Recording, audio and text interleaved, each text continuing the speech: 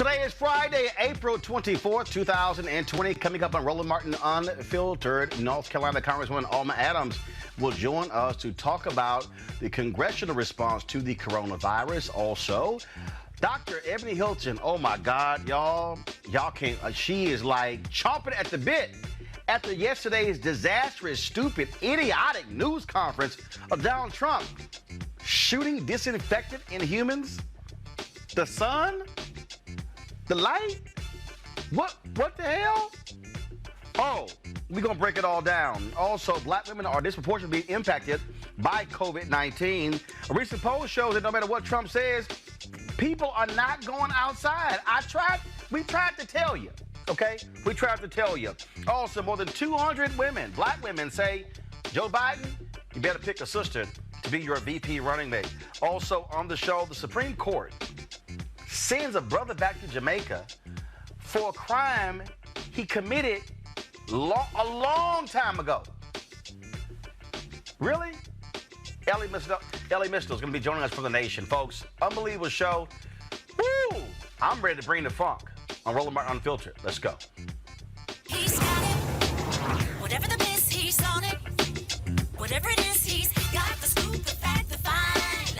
And when it breaks, he's right on time and it's rolling. Best believe he's knowing. Putting it down from sports to news to politics. With entertainment just for kicks, he's rolling. It's on go, y'all. It's Roland Martin, yeah. Rolling with Roland now. He's funk, he's fresh, he's real, the best, you know he's Roland Martin now.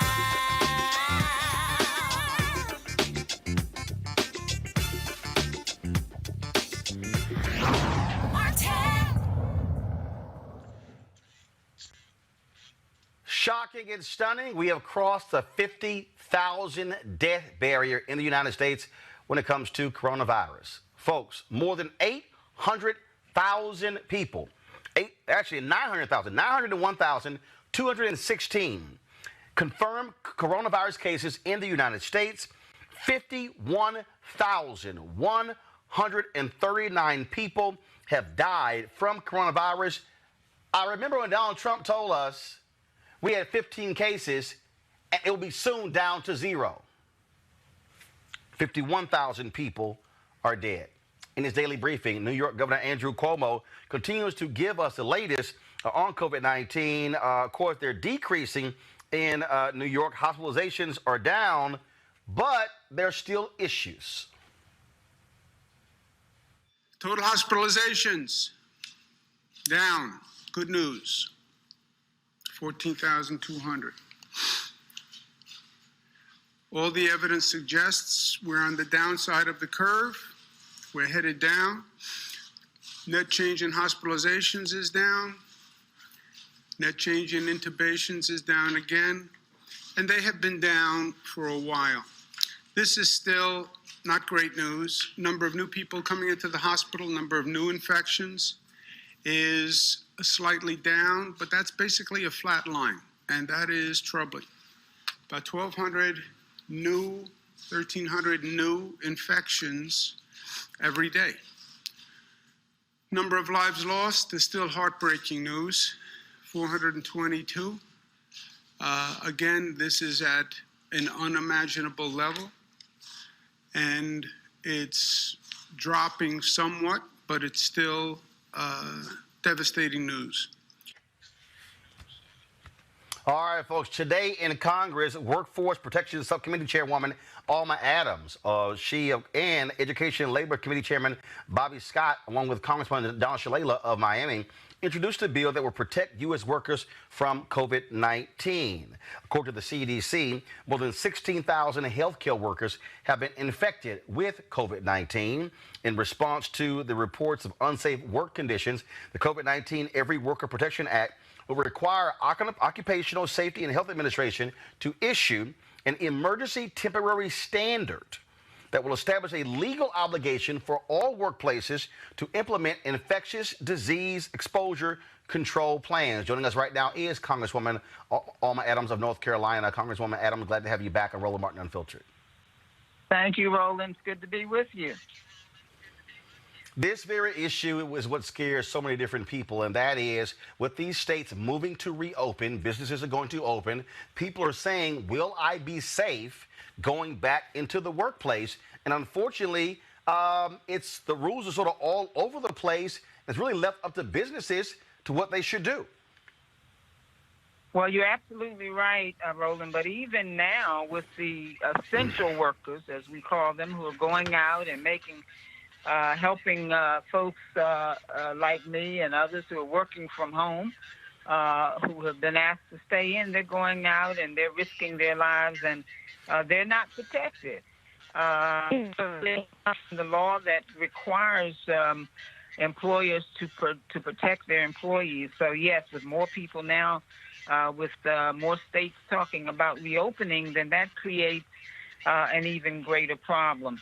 I just believe if we're talking about people who are essential workers, we need to make sure that they have the essential protection. And that's really what this bill does, because there's nothing currently in the law that would cover something like viruses and airborne kinds of diseases. So so that's why we're asking that there be this temporary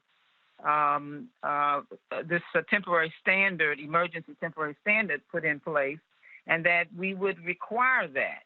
Right now maybe you can, maybe you can't, but we have to have something that's enforceable to make sure that workers are protected, and those of us who are going out who may not be working are protected as well. And so what would it actually cover? What will this dictate in terms of, these standards? What do they look like? Well, basically, this particular standard, because of the COVID-19 and this virus that's circulating across the country, and there's no protection. I mean, we've got protections for things like domestic violence. Certainly is something that I support. But there's not much else that's protected that would cover something as significant and critical as this COVID-19. So and as a matter of fact, whatever comes up that creates this kind of crisis, this temporary standard could be put in place to cover that particular situation. What about co-sponsors? Obviously, these are three Democrats. Are Republicans on board for this? Well, right now, we have a number of co-sponsors, and all of our co-sponsors are Democrats. But I've got to tell you, this virus has no party connection. It doesn't matter if you're a Democrat or Republican, you can get it, and it can kill you. The Republicans who sit on the other side of the aisle need to understand that their constituents are at risk as well. They have health professionals who are out here working in our hospitals, working in our nursing homes, doing all these essential jobs, and yet they are not covered. So we're hoping they will come around. I mean, I'm hoping that many of their constituents will give them a call, tap them on the shoulder, tweet, text, whatever it is you do to reach out to them, because as I said, this is not a partisan issue. It is a life or death issue. All right, Congresswoman Alma Adams of North Carolina. We surely appreciate it. Thank you so very much. And thank you, Roland. Keep up your good work. Will do. Thank you so very much. All right, folks. Today's White House coronavirus news conference lasted just 21 minutes, the shortest any of the latest news conferences. Donald Trump didn't take any questions from reporters. I wonder why. Could it be because he made himself look like a total clueless ass yesterday? Well, watch this. Right, and then I see the disinfectant where it knocks it out in a minute, 1 minute. And is there a way we can do something like that by injection inside or almost a cleaning, because you see it gets on the lungs and it does a tremendous number of the lungs. So it'd be interesting to check that. So that you're going to have to use medical doctors with. But it sounds interesting to me. So we'll see. But the whole concept of the light, the way it kills it in 1 minute, that's pretty powerful.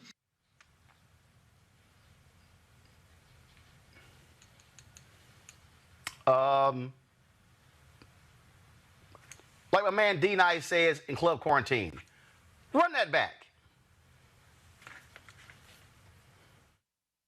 Right, and then I see the disinfectant where it knocks it out in a minute, 1 minute.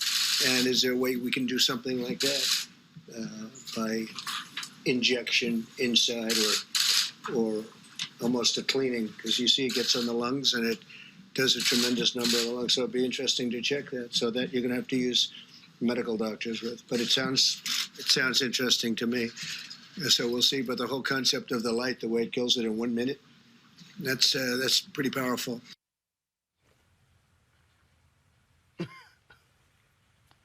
RB, y'all, the makers of Lysol, had to put out a statement saying, don't do that. Don't do that. Quote, due to recent speculation and social media activity, RB, the makers of Lysol and Dettol, has been asked whether internal administration of disinfectants may be appropriate for investigation or use as a treatment for coronavirus. As a global leader in health and hygiene products, we must be clear that under no circumstances should our disinfectant products be administered into the human body through injection, ingestion, or any other route. As with all products, our disinfectant and hygiene products should only be used as intended and in line with usage guidelines. Please read the label and safety information. Joining us is Dr. Ebony J. Hilton, Associate Professor of Anesthesiology and Critical Care Medicine at the University of Virginia. So yesterday, folks, while we were live on Roland Martin Unfiltered, Ebony starts sending me text messages. She said she was hot. What was the phrase, the country phrase you used? I was 38 hot. But in all fairness, I didn't know what the actual translation for 38 hot meant. But even in reading on Urban Dictionary what it means, it still applies. I was just mad. We shouldn't even have to discuss this. Who would ever think we would be discussing why you should not inject Clorox or Lysol or Joy detergent or any of the above in order to keep your insides clean? That's not how this works. It never has. It never has. Right, but it shows you. Okay, first of all, and I love this here. If y'all have the video, go ahead and play it. So today he goes, oh, I was being sarcastic. Right. I was being sarcastic to a reporter. No, he wasn't. We saw it. He looked he sounded like a dumbass, and everybody ripped him. Now you got conservative media trying to, oh, no. He was taken out of context, and it was, in fact, Kayleigh McEnany, let me see if I can find it. Kayleigh McEnany, the press secretary, she comes out and says, oh, it was taken out of context, yet Trump had already said, I was being sarcastic. So which is it? Then, Ebony, he looks over to Dr. Birx and other people, and then they actually are trying to make sense. At some point, they should say, man, hell no. That's crazy. And it's one of those things for Dr. Fauci and Dr. Birx and Dr. Adams, the Surgeon General. We took an oath to first do no harm. And when you hear something, to not speak up is also doing harm. So I am not going to let them off the hook. You need to speak up. And if it means you get fired, so be it. Fire me, and then I can hold a press conference at the same time. You're going to hold your press conference every day, too. But what I cannot allow is for you to sit here and use this platform that's supposed to be to empower the American people, and instead it be used as a way that we can literally kill American people if they follow your words.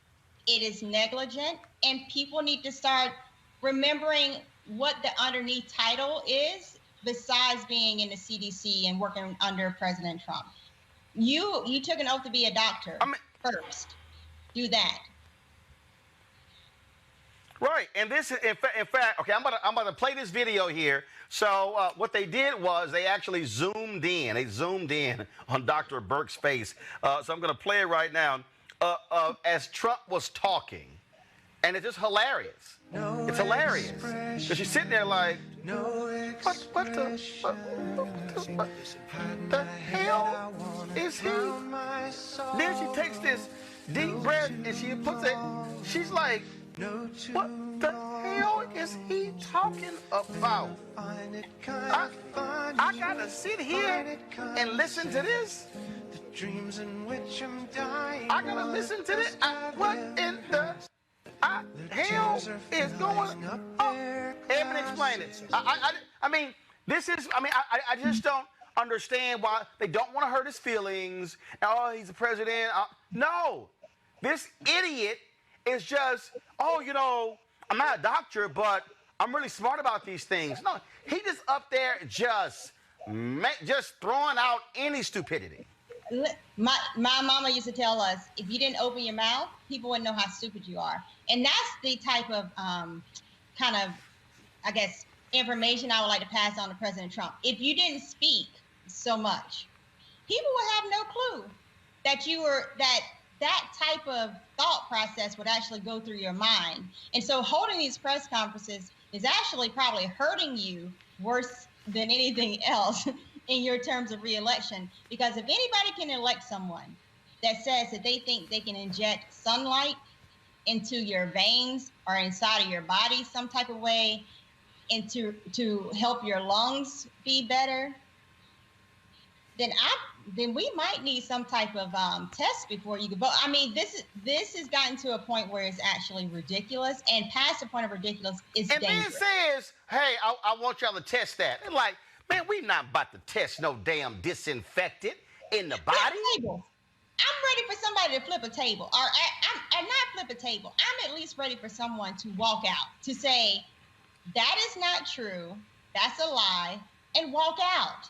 Because again, we know that and now whether or not this person followed protocol to true form, but when President Trump was touting about hydroxychloroquine, and it was a man who decided to take aquarium treatment medicine, or aquarium treatment, as was a cleaner that had the chloroquine in the ingredients list, and he died.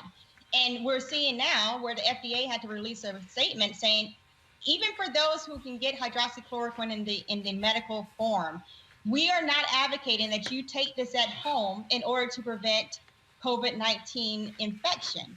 We know it has side effects. And in fact, there was a study that was just released out of the University of Virginia, where I work, where we looked at veterans at the VA hospital. And what we saw was that you actually had worse outcomes with use of hydroxychloroquine. So this is not a medicine that you can just take. It has some real serious side effects that we need to look and see. What's your past medical history? What other diseases do you have? What medications are you on? And how does it interact with those specifics of your body? So he needs to just stop. And I don't even know what subject he can stick to, but it's not that one. And not only that, now, of course, the FDA is issuing warnings against this anti-malaria drug. Now we also know that a so-called quack out of Florida who came up with this bleaching crap sent Trump a letter this week. I mean, this dude is literally listening to quacks who are sending him letters, and he just goes out and spouts it out in front of the American people. And then he kept pushing the FDA. Now we know that he basically fired a doctor who did not want to move forward with this particular drug. Oh, Laura Ingraham and Sean Hannity, who kept touting the drug. Now it's been almost 2 weeks since they even mentioned the drug. And so these games that people were playing, and so now all of a sudden, Trump won't even mention the drug after he was touting it every single day. Mm-hmm. And in the meantime, we have Americans dying. And it's not just old people, we have babies. I'm sure you saw the report of the little baby that just died. 4 months had a old. 5-year-old little child that just died. And how is this being allowed to happen every day? And so if you follow me on Twitter, you'll see that I pretty much post every day. When is the 25th going to be called on this? Because it comes a certain point in time where partisanship has to fall at the wayside when American lives are being cost. And we are seeing overnight 2,600 people died in America. Right now, we have upwards of 1,500 that have died. And we have still another 6 hours to go, and not all the states have actually reported their cases for today. And so we are very much still in the midst of this pandemic. We have people listening to him about medications. We have people holding rallies and going outside to protest having to stay inside, which is the most privileged thing I've ever heard. And at the same time, in the last 5 days, we've increased our cases by 100,000 cases, and we've increased our deaths by more than 10,000 deaths. What is going to be enough for us as far as Americans? We, the people, we own this country. We should own this country. When are we going to say it's enough? That we don't want to die, and we want someone that we can actually trust to give us the information, not someone who makes up stuff literally as he breathes. Okay, and then of course, we were treated today to these idiots protesting in Wisconsin because of the shelter-at-home rules. They are mad and upset. I'm going to play this video in just a second. This was some of the video that was shot on the streets there that people were posting. Again, people on the corners, at the state capitol, out there protesting, mad and upset, and you swear these people aren't paying any attention to 51,000 dead. And do they think they can't get it?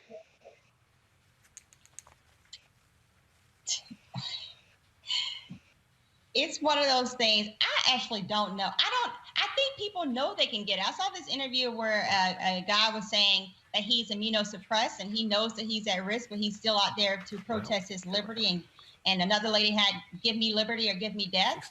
And I was like, that's kind of ironic, because right now you may get your wish for both of those, in that you are not respecting the fact that this virus does not care if you live in a democracy or in a dictatorship. This virus cares about taking over your body so that it can live. And people are dying. In Wisconsin, for instance, today alone, they've had 5 people die, 262 people die altogether. They've had an additional 300 cases that's been reported. And that's with us not testing. And I have to say that over and over again, because people keep on making these predictions of when the peak and what model and whether or not their state is safe to open, where in Wisconsin, for instance, they've only tested 10,000 people per every 1 million citizen. You haven't tested enough. So you have nothing to stand on to say whether or not your state is safe to open. And people have to realize that it takes one moment and you are gone forever. Well, and that's really what you're dealing with here. You're dealing with people who are, again, they're getting their instructions from Donald Trump. They're getting it from these crazy conservative radio talk show hosts who believe that we've gone too far. And so what they want to do is say, okay, forget stay-at-home orders. There's no reason we should be doing all of this. And look, Ebony, I'm telling you right now, Doc, I keep telling black people, let them go out there. Y'all want to kill you? Go right ahead. Look, I'm not interested in trying to run out to these fools. I ain't trying to be in no bowling alley, no movie theater. They can keep all that they want to. Look, I love the Lord. I'm not trying to go to a church where you're going to have 2, 3, 4, 500, 1,000, 2,000 people sitting in the church, because we still do not have a handle on this. And I don't care what Donald Trump says, ain't buying it. And it's one of those things, particularly for Black people.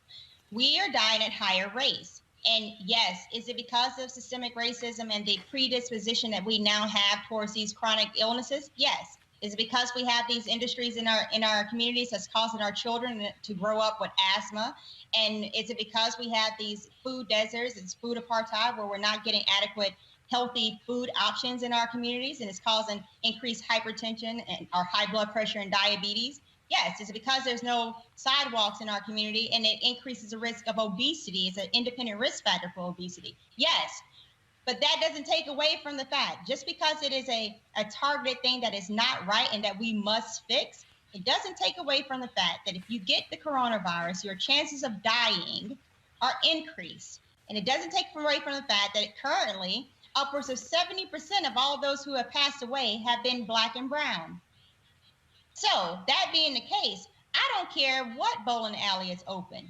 You keep your, you know what, at the house. And stay where you're safe, because your family, your community, your nation needs you. But we need you. Your life matters. You know, we say Black Lives Matter. Let's prove it. Stay at home. Right. Well, first of all, Dr. Ebony, you got to remember, Dr. Ebony, this is Roland Martin Unfiltered. What you want to say is, keep your ass at home. But my grandma watching. Hey, Grandma Louise. My grandma.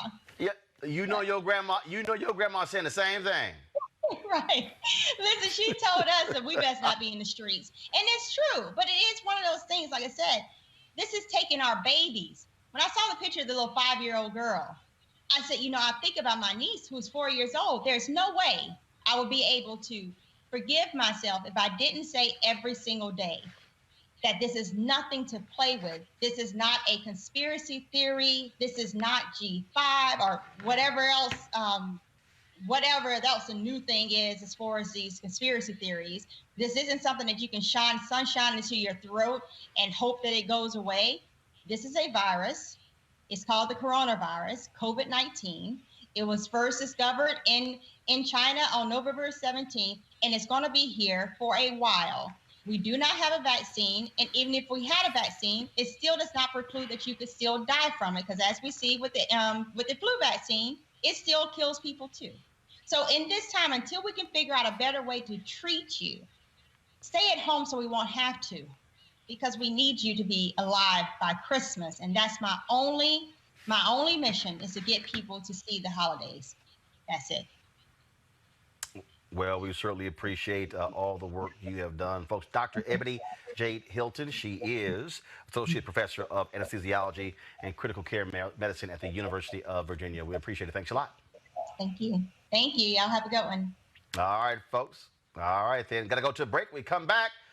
80% of Americans say, I ain't going outside, even with these orders. I'll discuss it with my panel next, right here on Roland Martin Unfiltered. You want to support Roland Martin Unfiltered? Be sure to join our Bring the Funk fan club. Every dollar that you give to us supports our daily digital show. There's only one daily digital show out here that keeps it black and keep it real as Roland Martin Unfiltered. Support the Roland Martin Unfiltered daily digital show by going to RolandMartinUnfiltered.com. Our goal is to get 20,000 of our fans contributing $50 each for the whole year. You can make this possible. RolandMartinUnfiltered.com. All right, folks, ABC News did a poll where 72% of Americans say that they absolutely are in favor of stay-at-home orders and believe that if we move too quickly to get back to normal, will present a greater threat to our country. 86% think that social distancing and shelter-in-place orders are responsible policies. If restrictions were lifted immediately, about 80% of Americans say they will be more than likely to continue to avoid public places that draw crowds. I want to bring in my panel right now. Dr. Niambe Carter. She is the Department of Political Science at Howard University. Also joining us is Rob Richardson, host of the Disruption Now podcast, and Amisha Cross, political analyst and Democratic strategist. All right, to all of you, I'm telling you right now, point blank, I'm with the 72 to 80%. I don't give a damn. I live in Virginia. I don't care what the governor of Virginia do. My family's in Texas. The hell with Greg Abbott. Look, we are not sitting here playing games with this. We're going to let all these other people, all these other fools go out there, get themselves sick, go to the hospital. That's all right. They can keep that. Like, there's nothing I need. There's nothing I need to do out there. If I can't do it from home, then it doesn't get done. Quite frankly, this is reckless. It's foolish. And I don't know what the point is of opening your state if you kill half the population that are going to be your consumers and your workers. I mean, I think this is nonsense. And I think when you look at some of these states and you look at the racial breakdowns in these states, and they've made some assessments of where most of these COVID outbreaks are happening. It's no surprise they're happening in many Black communities, in less well-resourced communities. And they say, well, this doesn't apply to me, so open the state back up. If a few more of these people are gone, then, that's no big deal. And I think people are right to be leery of any state motivation that is saying to do something in contradistinction to what the public health community is saying. I think everybody should stay home until further notice, because we're not even at the peak of this thing yet. Amisha and Rob. Yeah, I'll also I say agree with Dr. Carter here. I think that we're at a stage where it is extremely important to stay home. We definitely don't have enough tests. We still don't have the antibody test just yet. And we don't have a real way of knowing how many people are walking around asymptomatic who could pass this virus on to someone else and create some real problems. Secondarily, with as much as we argue for folks to stay at home, I'm also extremely worried about the essential workers, which are largely Black and brown people, lower income, underprivileged groups who are still out here working in your grocery stores, at various takeout restaurants, driving your Ubers, and they still don't have the PPE equipment necessary to do their jobs without essentially passing this thing on or having some real issues that they're going to take back home to their own families. I definitely don't think that it's time to open up any state, not just Georgia, any state in America, to regular traffic again, because it's not a safe time. We're not ready for that. Yeah, and I mean, I actually agree with the panel, and I'll just say that it was great to have, Dr. Hilton on, but you didn't need to have an MD to actually talk about what this stupid-ass president just is telling people to do, to actually follow that advice. But I just say, we know we have a dumb, foolish president in office, but to quote Star Wars, who's more of the fool or the fools that follow the fool? So we got people like Fox News, we have Trump apologists out here reinforcing this or trying to justify this craziness. And that's what worries me. So look, we need to make sure people understand, you can listen to nothing that anybody anybody that still is supporting this president. I don't know what this is about. Do you like your tax cut that much? I don't understand. I just don't get this. Well, I think what you're dealing with, again, let's just cut to the chase. Donald Trump desperately needs aggrieved white people to be mad and angry. That's what he needs. More so when you start looking at the data here, Joe Biden is killing him among older voters. Trump is pissing off older voters. And so he needs this anger, this resentment. He needs these protests, because he knows that's the only way he can win in November, by riling up angry white folks. Especially and older voters have every right to be upset. Trump was willing to risk their lives. He was willing to say, okay, well, we can risk hundreds of thousands of older people because the younger people are basically the ones who are the means of production in this country. It's extremely sickening. He actually said that if we sacrificed them, if they went out, that would be fine. Like, he did not care about older people in this country, which is extremely ironic because the majority of old white people is the Republican Party. They are the Fox News viewers. If you get rid of all of these people by virus or otherwise, who is left to vote for you?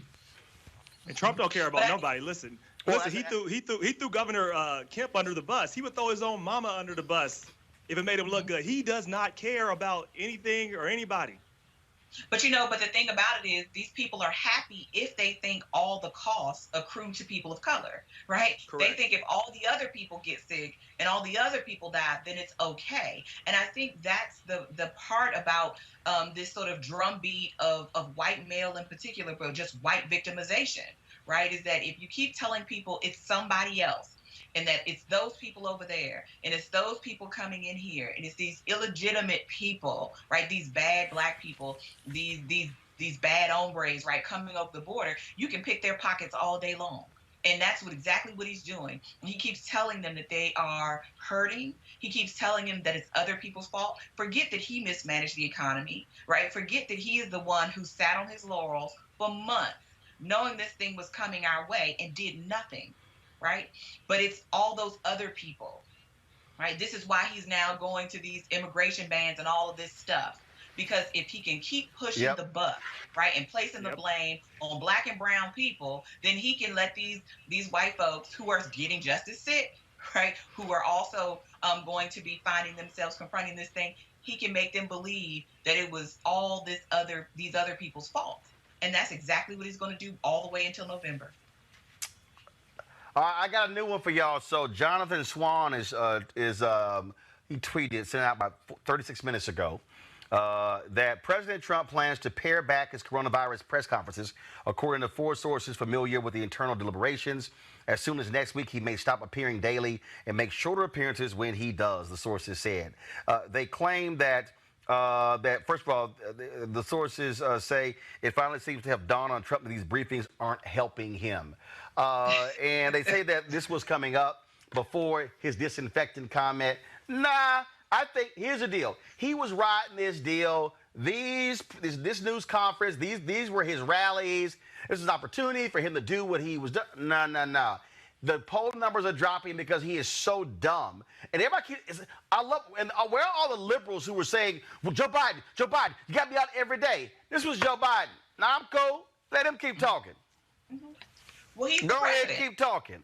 Poll numbers came out showing Biden is up in Florida, up in Michigan, up in Pennsylvania, up in Wisconsin. And so Joe Biden, I kept telling everybody, no, there was no reason for Joe Biden to be stepping out there holding daily briefings because he had nothing new to say.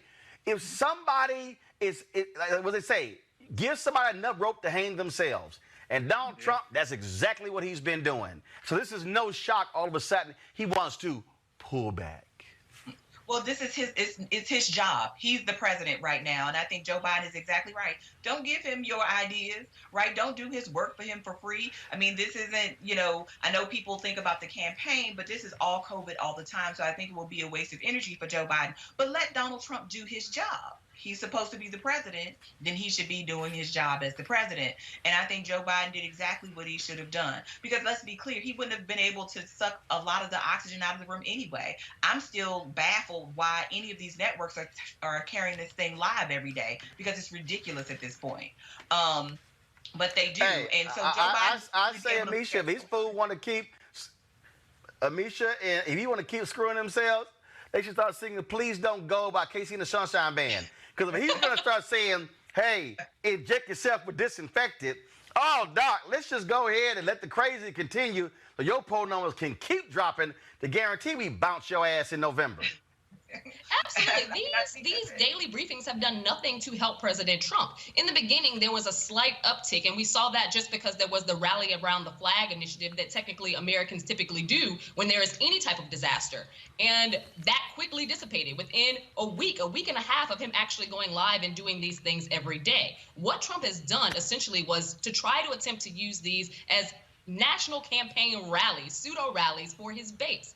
And he has been ripped to shreds by making false claim after false claim, telling people about drugs that don't actually help, telling people about Clorox and all these other things. And it just seems ridiculous. He's tried to play pseudo doctor on television, and he's embarrassed himself and showcased just how poor his leadership quality actually is. Now people are dying.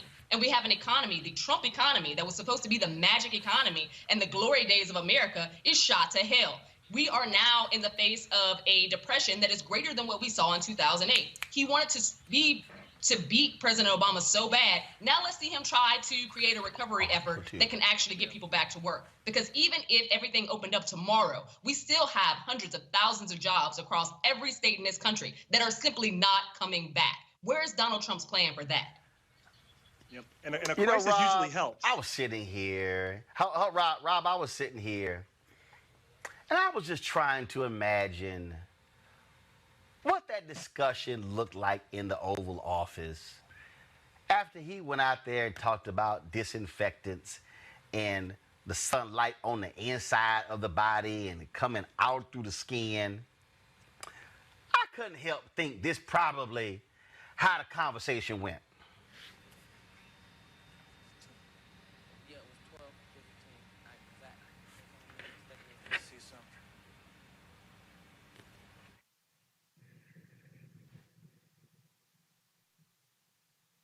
I want to play from that scene from Menace to Society where you getting the sound now? Let me know if y'all getting the sound. When my man Bill Duke was so clean. Y'all got it now? Can y'all hear it?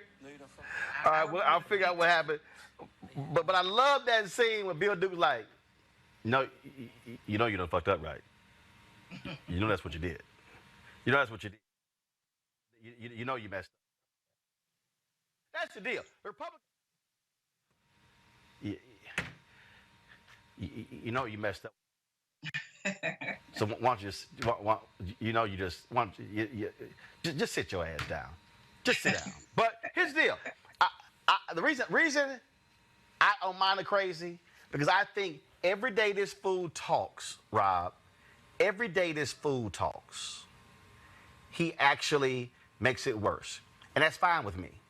Just like Mitch McConnell, Republicans are blasting him after he said, "Yeah, y'all can go bankrupt."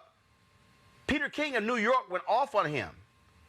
So the crazy, I think people are seeing, and Joe Biden, by coming across as, I'm just calm and they're nuts, helps him moving towards November.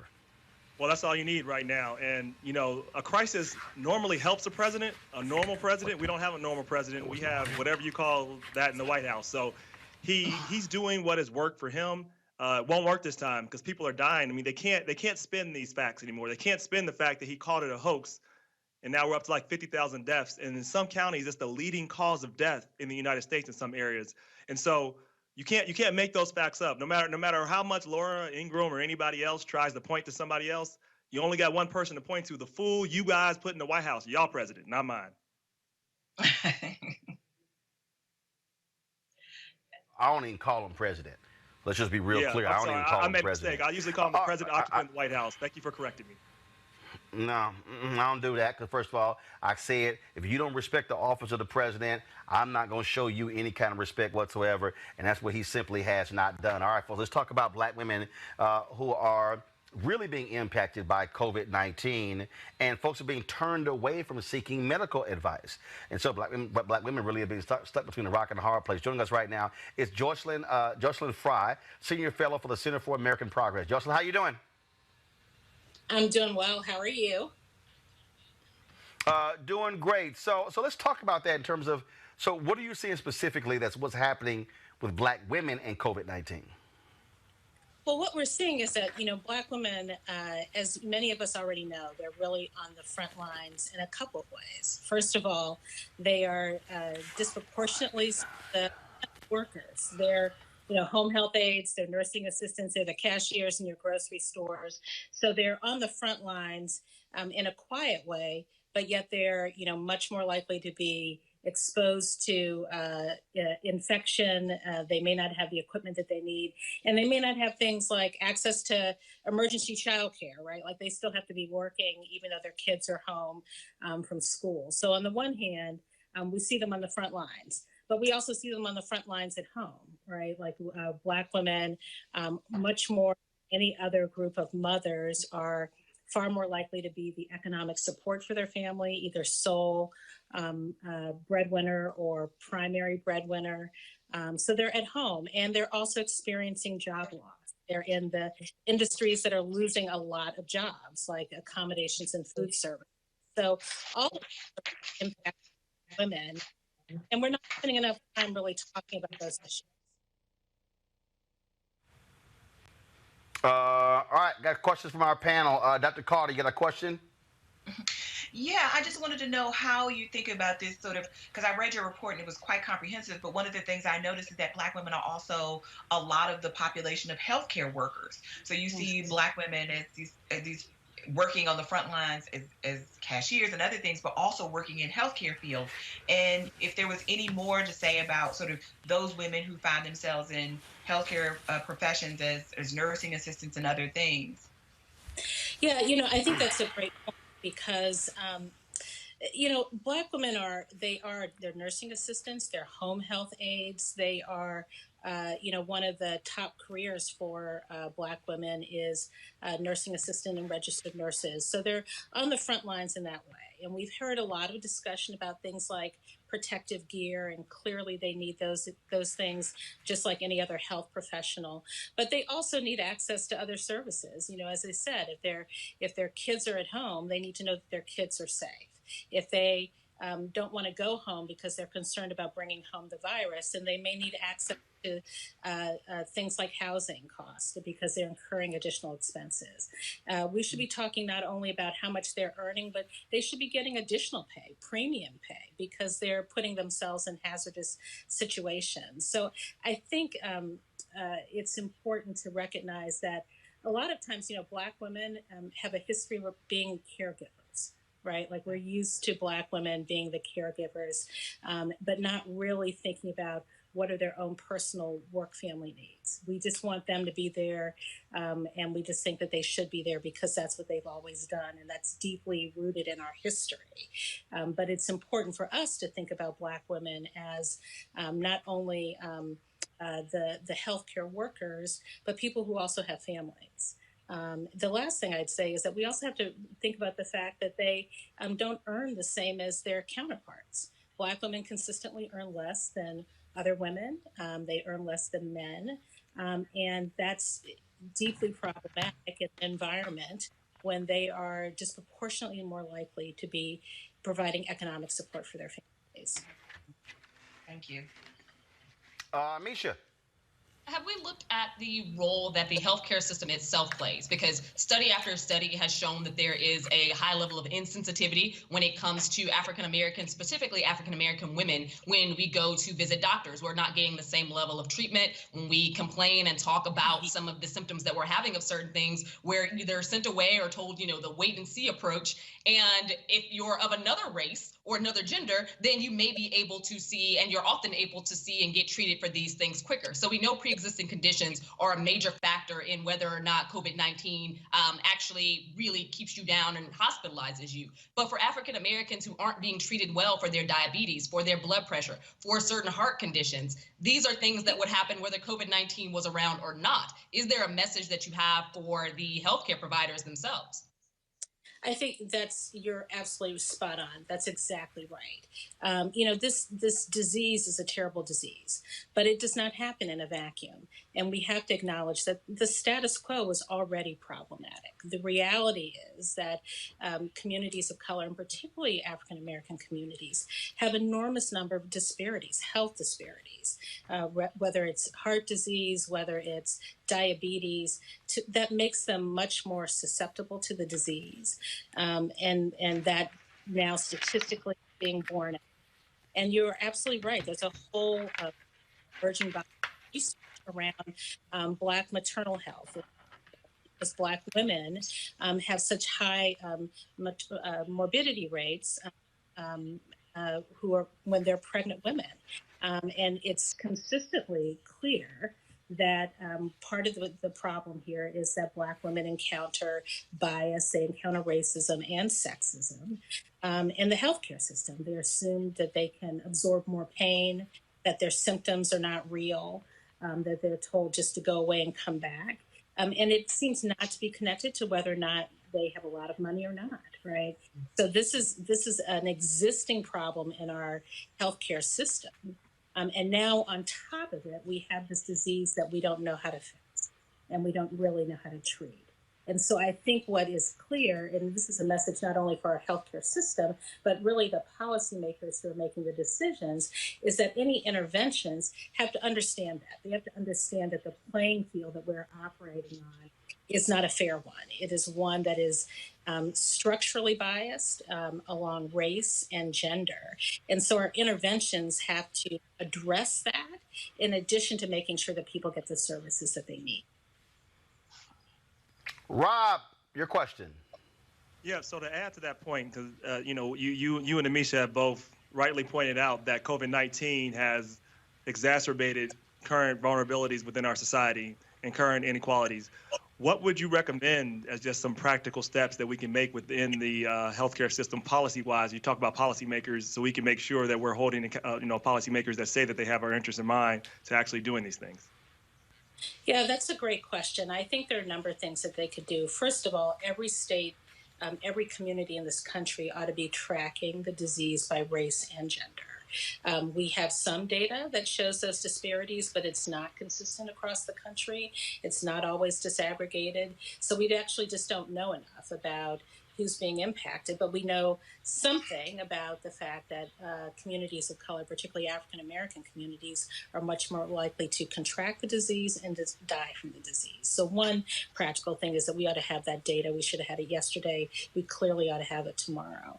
We should make sure that in terms of the services that we're providing, in terms of any access to testing, that we are making sure that the communities most affected, many communities of color, many of the hot spots are around communities of color, they should have those tests. They should be prioritized. We should be in those communities working with healthcare professionals. We should be tapping healthcare professionals from communities of color, including healthcare professionals of color who are sensitive to the needs of the communities that they're used to serving. We ought to be, even though training takes time, we ought to be training and working with all those healthcare professionals. Nobody should walk in the door and then be turned away from not getting a test if a test is what they need. And we should be, focusing extensively on making sure that the communities that are most at risk are actually getting the services that they need. I'd start there. To be sure, there are many other things that we can do in terms of supports for families, like access to emergency child care and things like that when people are at home. Those things are important too. All right, Jocelyn Fry, Senior Fellow, Center for American Progress. We appreciate it. Thanks a lot. Well, thank you. All right, then. All right, folks, going to go to a real quick break. We're going to come back. We're going to talk, the Supreme Court made a decision, 5-4 decision, sending his brother back to Jamaica. Wait till y'all hear the circumstances as to why. A perfect example on the assault on immigrants by Donald Trump and how that directly impacts black immigrants. That's next on Roland Martin Unfiltered. YouTube.com/Roland S. Martin. And subscribe to our YouTube channel. There's only one daily digital show out here that keeps it black and keep it real. It's Roland Martin Unfiltered. See that name right there? Roland Martin Unfiltered. Like, share, and subscribe to our YouTube channel. That's YouTube.com/Roland S. Martin. And don't forget to turn on your notifications so when we go live, you'll know it.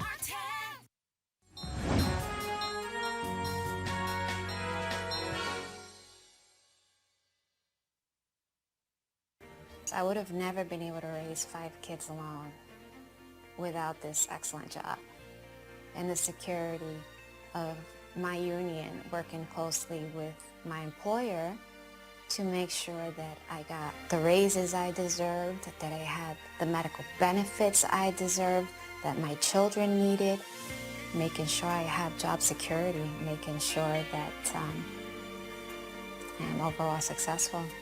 It's exciting to keep making a difference. It's exciting to just be part of such a great cause involving people, which is what I love to do.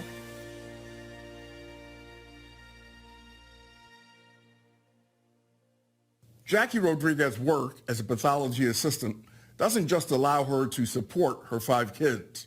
It's her way of making her community stronger. Behind every tissue sample is a real person, someone who needs her help. And Jackie takes that role seriously. Surgical patients will probably never meet her, but her precision and attention to detail are essential to quality health care. There are so many AFSCME members like Jackie who bring their A game every day. If you know one, and if you're blown away by their dedication to public service, please go to this website and nominate them for a Never Quit Award.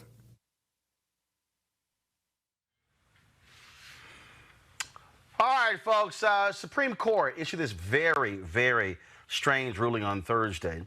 Well, they ruled against a Jamaican named Andre Barton in a 5-4 ruling.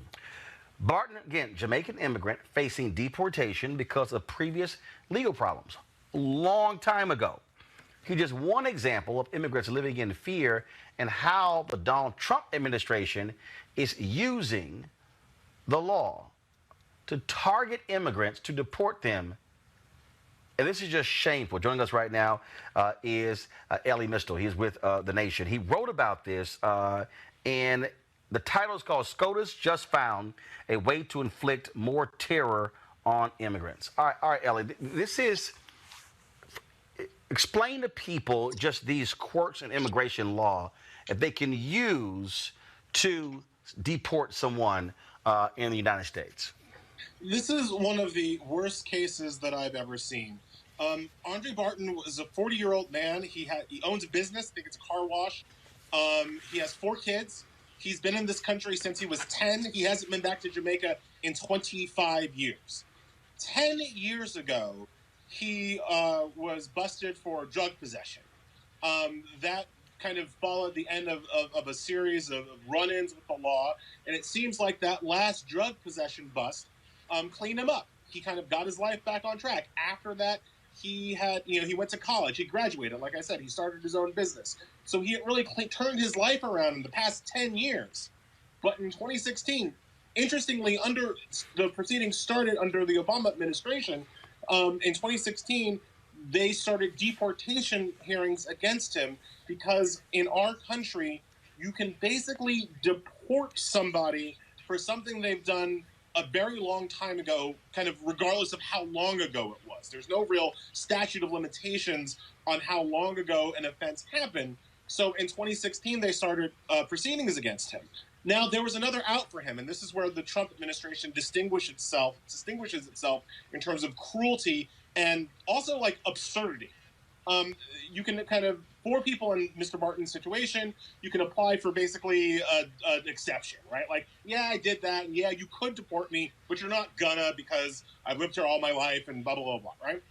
So he applied for this exception, but under, Jeff Sessions and Bill Barr, they said that he wasn't eligible for the exception, not because of the drug possession bust 10 years ago, but because of a crime he committed in 1996 when he was 17 years old. And that was what the actual Supreme Court case was about, with basically the liberals saying it is ridiculous, it is illogical to refuse to give him an exception based on this 1996 crime, especially because the 1996 crime is not something that we can deport people for. Like the drug bust was, but this crime in 96 is not a deportable offense. So the liberals were saying using a 1996 crime that wasn't even deportable to deport him is a logical madness. And the conservatives said, yeah, we don't care, we can do this. A crime that took place 24 years ago. Yeah, it was a firearms crime. Itself. I guess his friend allegedly shot at a house when the resident was home. That was the crime. And so this is the thing that I have been explaining to people. When I see these black folks who are vehemently anti-immigrant, like ADOS folks, and yeah, I said it. When Donald Trump uses immigration to whip up his base, that his policies are impacting black immigrants, folks from Jamaica, folks from Haiti. Absolutely, Roland. We're sending back people to Haiti who are actually spreading coronavirus because they're not being tested before they're sent back.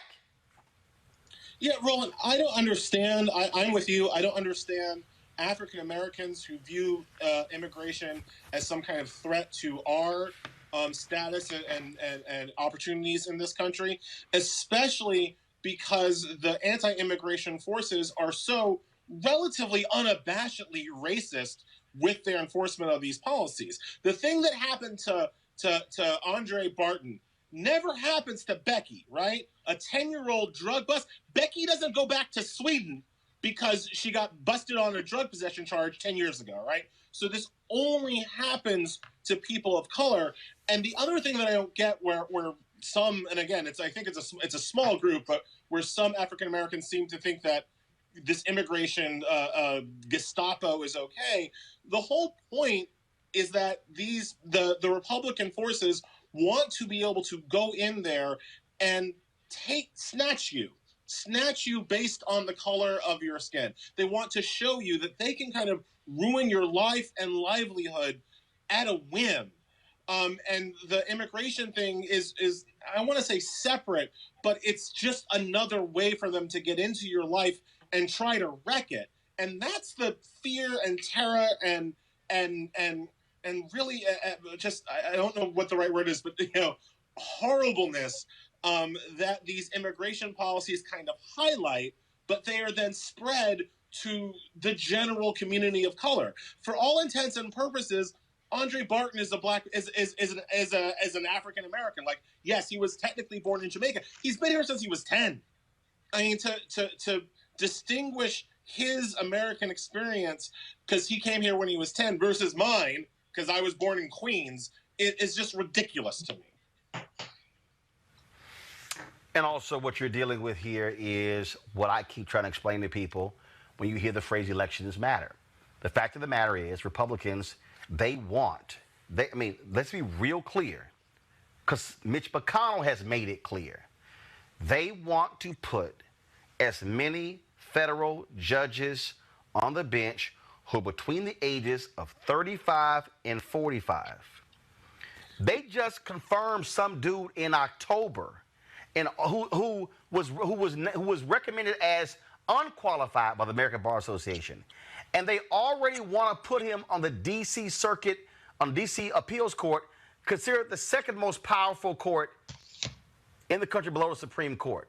That's their strategy. And if you are progressive, if you're a liberal, you had better understand that they know the power of the courts, and they are using it as an election ploy. The man you're talking about is named Justin Reed Walker. He's not only was he rated unqualified, he only basically has his job because he's an old pal of McConnell's family.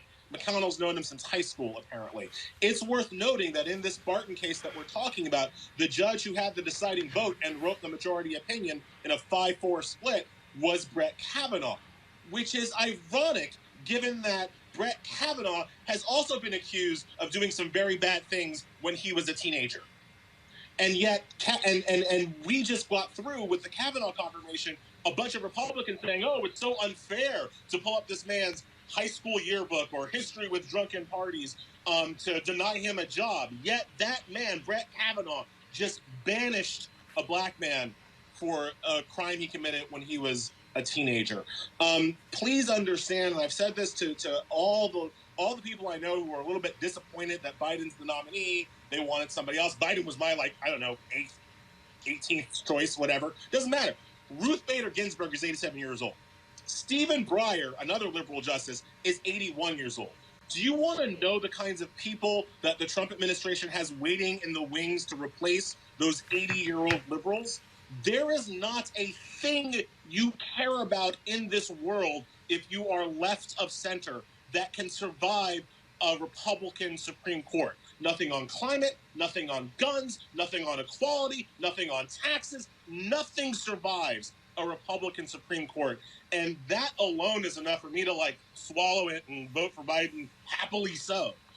People need to understand just how our courts are teetering on the brink of a full, complete arch Republican takeover. Ellie Mistel, The Nation. I appreciate it, man. Thanks a lot. Thank you so much. Stay safe, Roland. Yes, sir. Going to our panel here. This is the thing that I have been laying out repeatedly, Amisha, that people watching need to understand. You heard all the issues Ellie talked about.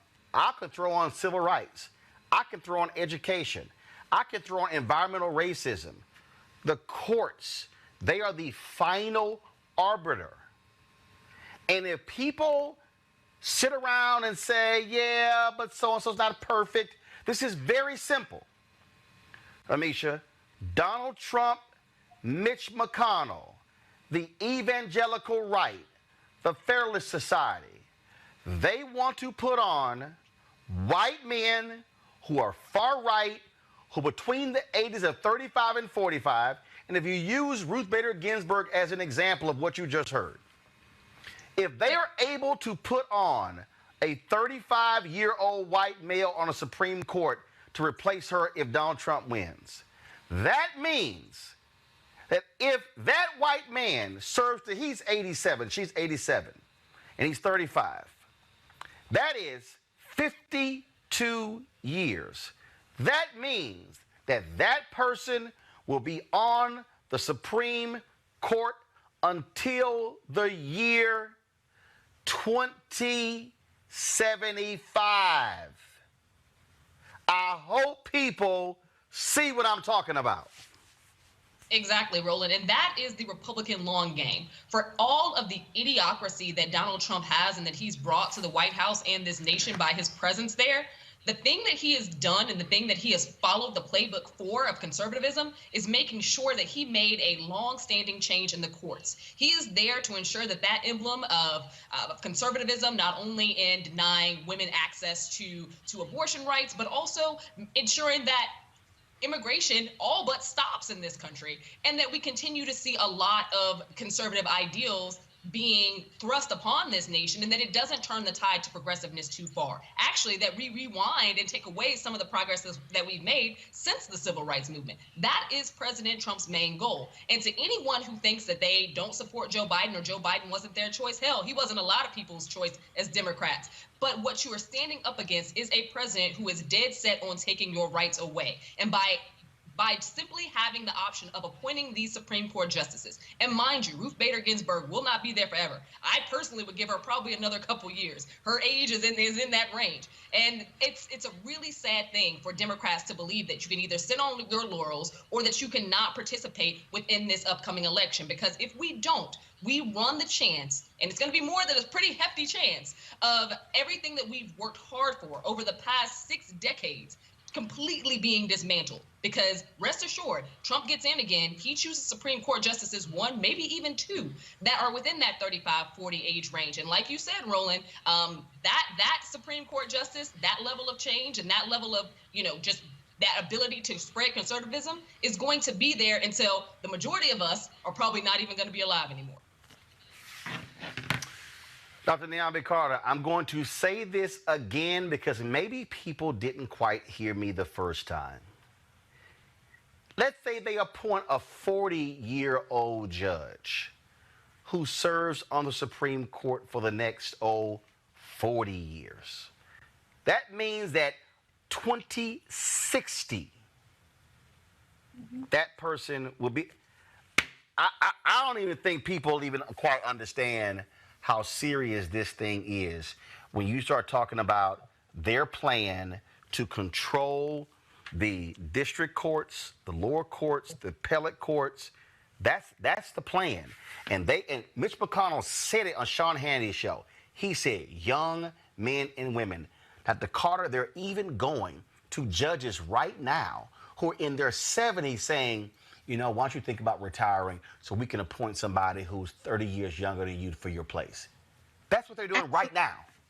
Absolutely. I mean, because it's a smart strategy if you want to keep the politics and policies that you care about in place, even though the nation is changing, particularly demographically brought by this same immigration that these people want to stop. Actually, my book is about this, right, about immigration and Black folks, in part because we know that 20% of the people that are being deported for crimes are Black people, even though Black immigrants as a share of that population are rather small. That happens because we surveil Black communities. We over-police Black communities. And so immigration is not a separate issue for Black people, and most Black people understand that. ADOS people are not, fortunately, the majority, but I think it's still worth reminding Black people that all the things you care about are all rooted in much the same white supremacy. So whether it's, what's happening with police with us, what's happening with the environment, immigration, all of those things are interrelated.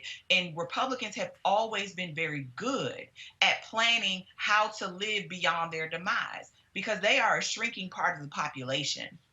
It's not that people aren't any more ideologically conservative, but people aren't Republicans anymore in the same way that they were, 30, 40, 50 years ago. So they know their time is growing short. So what are they doing? This is why they care about gerrymandering. This is why they care about the census, right? Because they know that if they can control those processes, then they have a much better chance of running the table. So this is why they have all these governorships, right? This is why they are able to switch states from from blue to red, or states that were purple to firmly red, because they understand gamesmanship.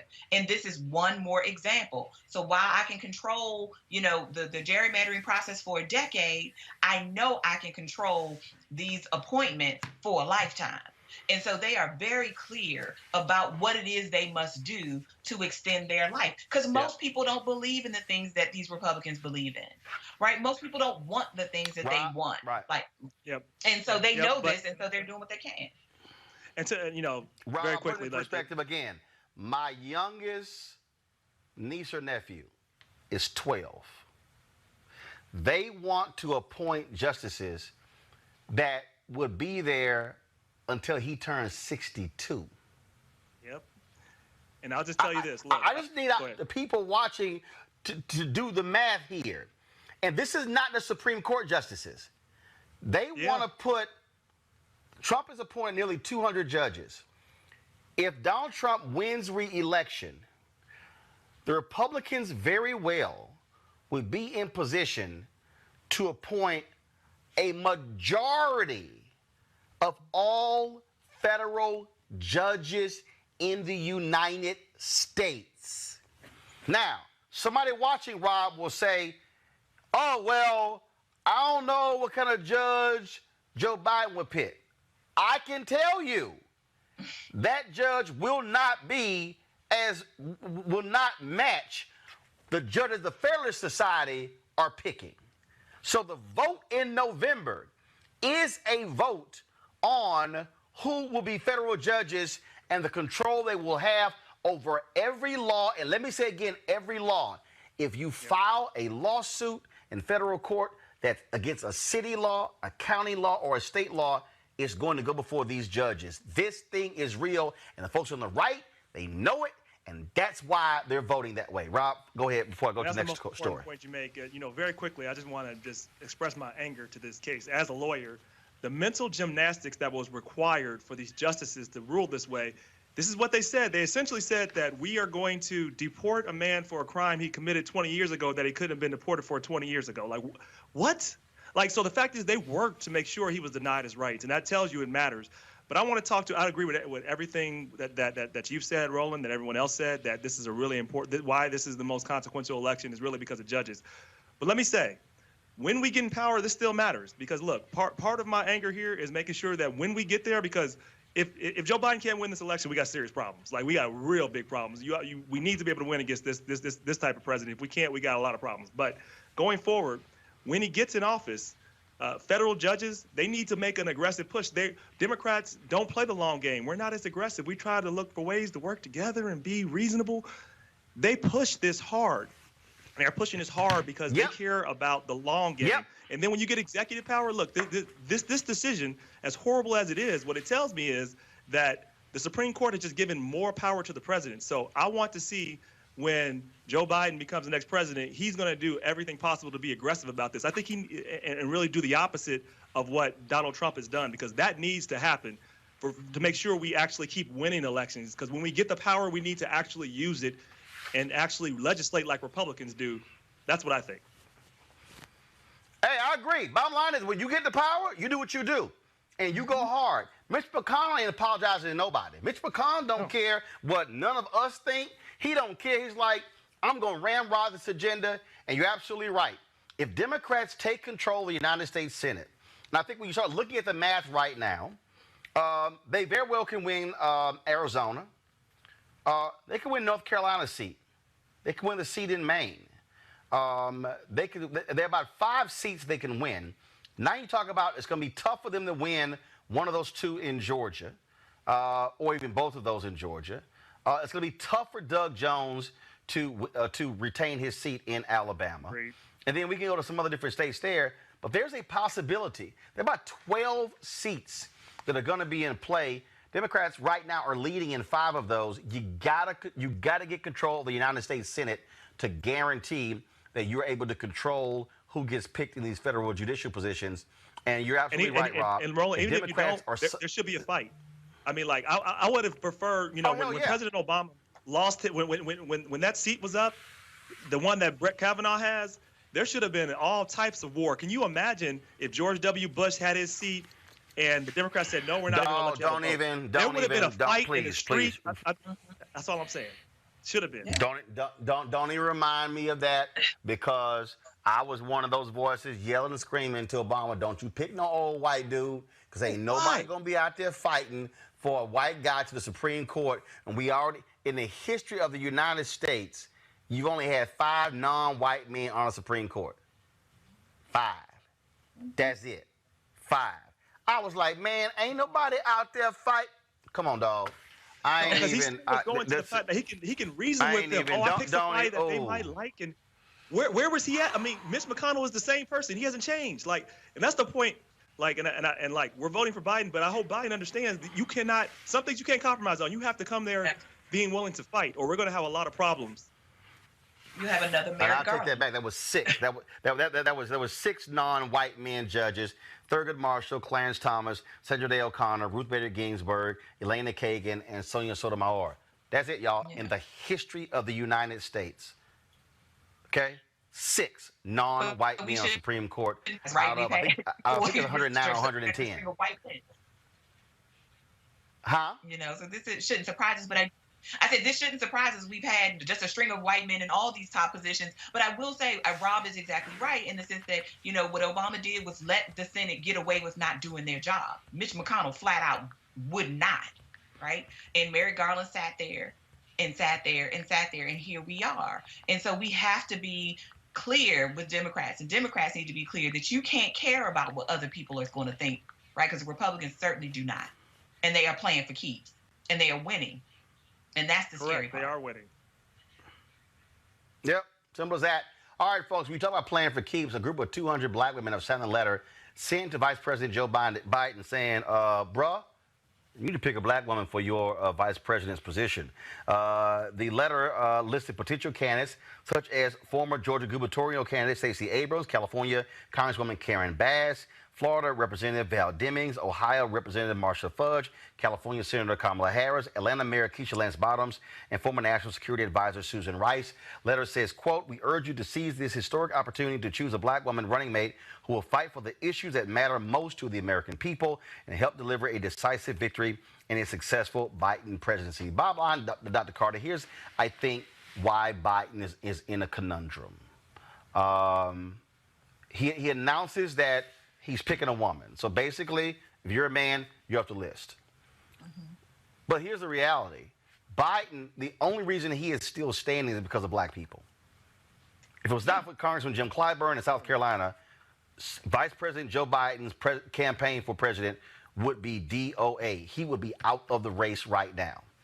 If Biden picks somebody other than a black woman, what that is going to do is give further legitimacy to the people who say, here we go again, black people serving as sharecroppers for the Democratic Party and not being able to benefit from what they tilled. That's the conundrum he's in. He cannot afford a drop in black turnout. Hillary Clinton could not afford 2.4% drop in 2016. She's not president. She at home. Absolutely. He got no choice but to pick a black woman. I think Dr. Carter, he picks anybody else, he got a huge problem. Especially if he goes for the Amy Klobuchars of the world. I mean no harm, but this is what Clinton did, right? She picked Tim Kaine, who's perfectly fine and non-threatening, but he's not going to get anybody excited. Now, I definitely think that people recognize the stakes in the race, and so people are probably going to be more inclined to show up in November than they would be. But, you know, I think it's fair to say, right, that black women have been clear since 2016 about what their expectations are of the party. It's not enough to have black women around, but not in the leadership. And so I don't know that all of those women on that list are all the same in terms of qualifications or even politics that women want. But it's clear that you cannot say you had no choices and you didn't know that there were any black women that you could have chosen. Because these black women have put out a list of people that they think you should at least consider, and they all should be vetted, because certainly if you just go for what you've always done, which is to pick the nice white moderate, and I think saying woman left it open enough, right? But I think it's clear that if you do this, there will be consequences. Maybe not at the presidential, but certainly in state races and others where it also matters. Because I just think Black women recognize this election is super critical, but there is no reason not to. And Joe Biden is going to need some excitement on that ticket. Amisha, I'm going to say this again. I'm going to keep saying this. So if anything happens, they go back and say, Lord, y'all should have listened. Joe Biden is going to have hell to pay if he picks somebody other than a sister. Not a woman of color. Okay? I don't care. You can talk all you want to about the woman in Nevada, but the point blank is this here. He has no nomination without Black people. This is called a return on investment. And I think if you are Senator Kamala Harris, Congresswoman Val Demings, Congresswoman Karen Bass, yes, Congresswoman Marsha Fudge, I don't necessarily believe that Stacey Abrams is going to be on his vetting list. I don't. I think he ain't got no other place to go. They cannot afford a drop in Black turnout. I absolutely agree with you there, Roland. Black people, and more specifically, Black Girl Magic, helped and created the opportunity for Joe Biden to have the revival of sorts that he did in South Carolina and post-South Carolina. Without the Black vote clinching it for him, he would not have been the nominee, point blank, period. And at this point, Black women are saying, basically singing that Janet Jackson song, "What have you done for me lately?" They are wondering specifically what is going to happen and what is our value to the presidency, to the Democratic Party, if we continue to turn out, if we continue to put this agenda forward, if we continue to carry the water and bring everything forward for the Democratic Party and yet get absolutely nothing in return. In this era of COVID-19, where you see more and more Black people experiencing levels of trauma, getting hospitalized, having to work on the front lines, the people who are going to suffer the most when it comes to unemployment and the jobs crisis that falls out of this is those Black people, particularly the Black women who are leading households by themselves.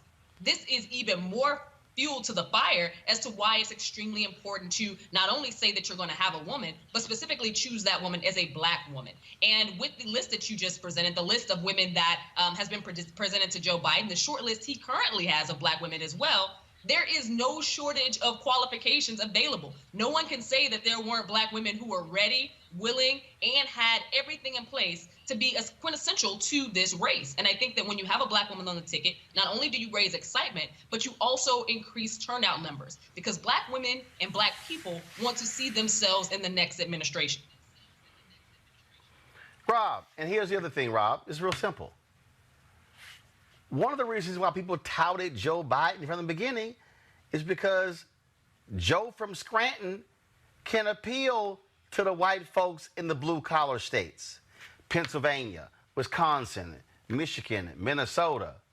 So why do you need a vice presidential nominee to appeal to the very people who Joe Biden is supposedly the one to appeal to?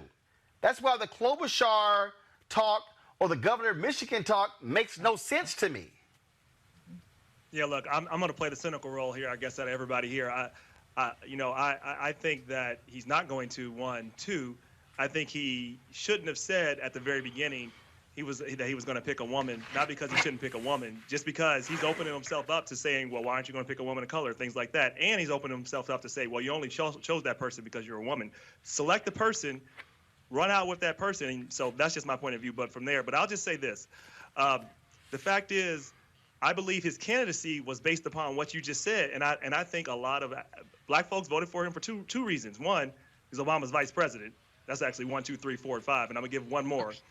And it's because they thought, for the reasons you said, well, we need to figure out a way to appeal to the moderate white vote. And maybe Joe Biden is the only person because he's the safest. So I actually think cynically, a lot of Black people aren't going to care about it. They're going to say, okay, well, maybe he did that and he needs to win and we'll just take the Supreme Court.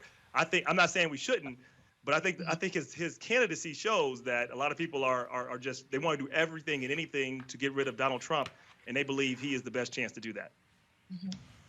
I mean, look, Democrats have shown time and again that they I'm not saying that's my point of view. I'm saying I'm making an overall statement about how the campaign has gone. And I don't disagree. I mean, look, we've seen it, right? Democrats will do that. They will pick the safe ticket, or what they think is the safe ticket, which might actually be a losing ticket. And I do think the stakes are so high that even if he chooses somebody that Black women don't like, and I'm one of the signatories on that letter, let me be clear, they're still going to show up to vote because we know what the stakes are. Nonetheless, it's sort of like, why do the thing that is the most obvious thing to do? Right? Because it's often the easiest. And I know that Democrats, we don't like to say it, but Democrats don't like to do the thing that is hard sometimes, or that's winning. He's an old school Democrat. We're not talking about somebody. I mean, he's been in the game since it was the beginning of the Democratic Party. Sure. He's not a new school Democrat. So he's, absolutely. I mean, you get what you vote for. I wouldn't throw caution to the wind and say Black people will just show up either, though, because demographically speaking, when we chop this thing up by age, most younger Black people definitely would sit at home, even if Joe Biden is at the top of the ticket, depending on who the vice president is. And that is something that I think is something that his campaign has to take into consideration, and something that's not going to be movable. A lot of folks really want to see a candidate who has a strength that Joe Biden they feel like does not, and they do see that in an African American female VP pick. By the way, I agree with all your reasoning. I'm just saying I don't think they do. I think they are saying, well, we believe this, and we won the campaign, and we didn't have to worry about it. So why should he do it now? He's gonna. I mean, he's a very traditional old school Democrat. I agree with your reasoning, Amisha. I'm just cynical whether they're going to do it. Yeah, I mean, they've shown that they don't mind picking. Like I said, that Tim Kaine choice was a waste of a choice for Clinton. Virginia was already going to go Democrat. What did he bring to the ticket? He was perfectly fine, non-threatening, but he wasn't interesting. And they have a chance to do it over. But we've seen time and again, the Democrats will do the thing that is safe. And so I appreciate Rob's point. And I think even for young Democrats, let's be clear, they didn't show up, then they don't show up in the same way that older people do.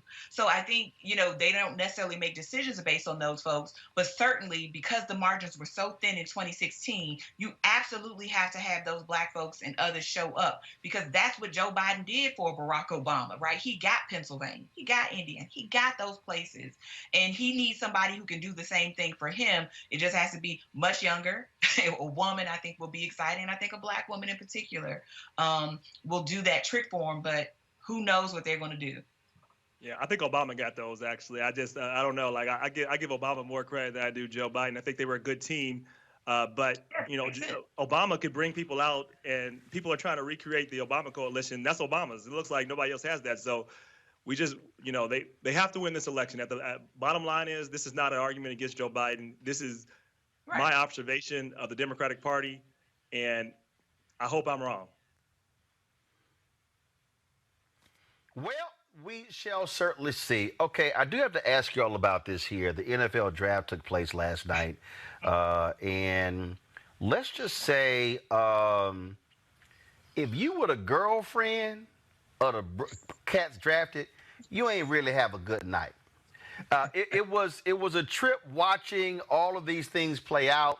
Watching, of course, folks going live from the homes. The one piece of video that's getting lots of discussion is this one right here, where Isaiah Wilson out of Georgia was drafted, and I'm just gonna play the video, y'all, just so we can talk about it. So watch this here. So here it is. Now I don't know who Becky is hugging him on his lap, but Mama was like, move. And then Becky got a little slow, and Mama move. The camera on us, girl. Y'all, Mama was not playing. It was, of course, you also had the other football player where his girlfriend took one of his phones. He was like, took the phone back. Rob, I'm sorry. The one where Mama threw Becky, Mama was like, hey, girl, you got to move. Yeah, I don't know. I don't know what she was thinking, and what he was thinking. It was at the house, but I don't know. That was quite interesting. I'll just say this: as a suffering Bengals fan, I guess we got the number one pick, and I just hope that young guy doesn't ruin his whole career, because wow, the Bengals are a rough organization to watch. So we'll see. Maybe they'll make them better. But in terms of the Becky, I don't know. You might want to just be a little more careful. Look, Amisha, I'm sorry, I couldn't help but crack up laughing because the mama was like, "Baby, I need you to move. I need you to move." Then the girl mama's like, "I need you to move your ass out the camera angle."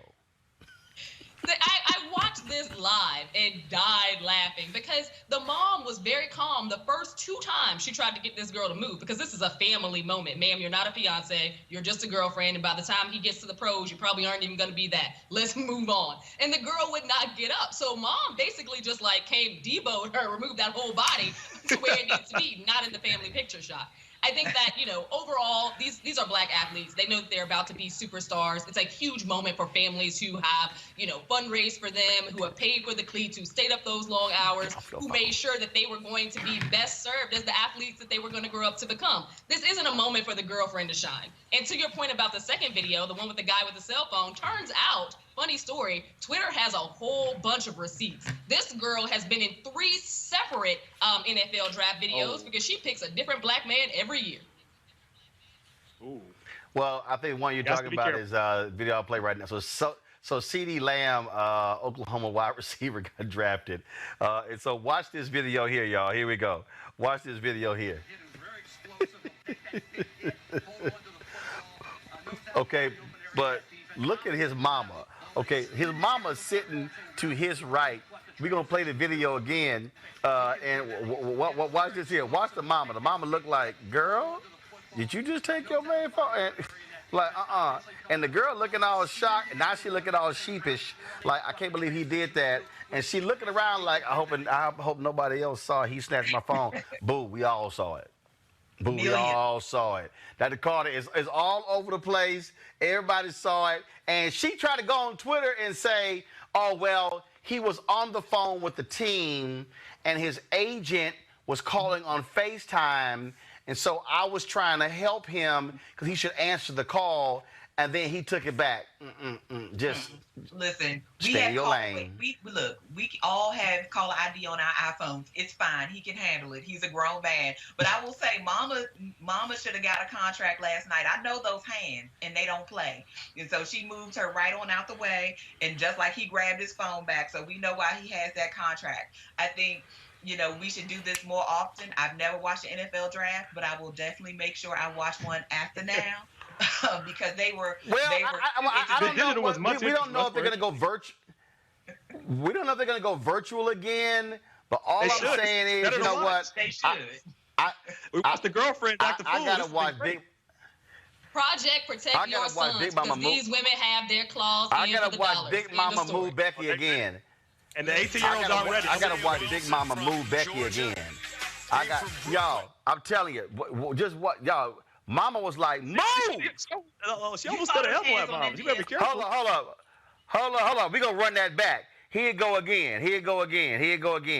Okay, so Becky, she go in for the hug. She know the camera's on them. Oh, you got drafted. And then Mama's like, get up. And she's like, oh. And now she resisted. Mama's like, I need you to move. Y'all. I don't care what y'all say. And you see Big Mama, you see her going, and look, I need all y'all to like chill the hell out. Cause none of y'all asses here when I birthed him. Wasn't none of y'all feeding him when he was in elementary school. So get your ass off the camera when it's showtime. That's really what Mama was saying. That's the translation of what Mama was saying, Rob. Yeah, and look, and I'll just say this. Hey, look, get a good financial advisor. Protect your assets. Do not assume that you're going to keep making money, because people will take your money. All those people in that room will find ways to spend all of your money real quick. And you can have $1 million. You can have $1 million and lose it. Ask Adrian Peterson, who had $100 million. $100 million. And he's bankrupt right now. So that story happens more often than not. So do not lose your lose your coins over some foolishness. That's all I got to say. Absolutely.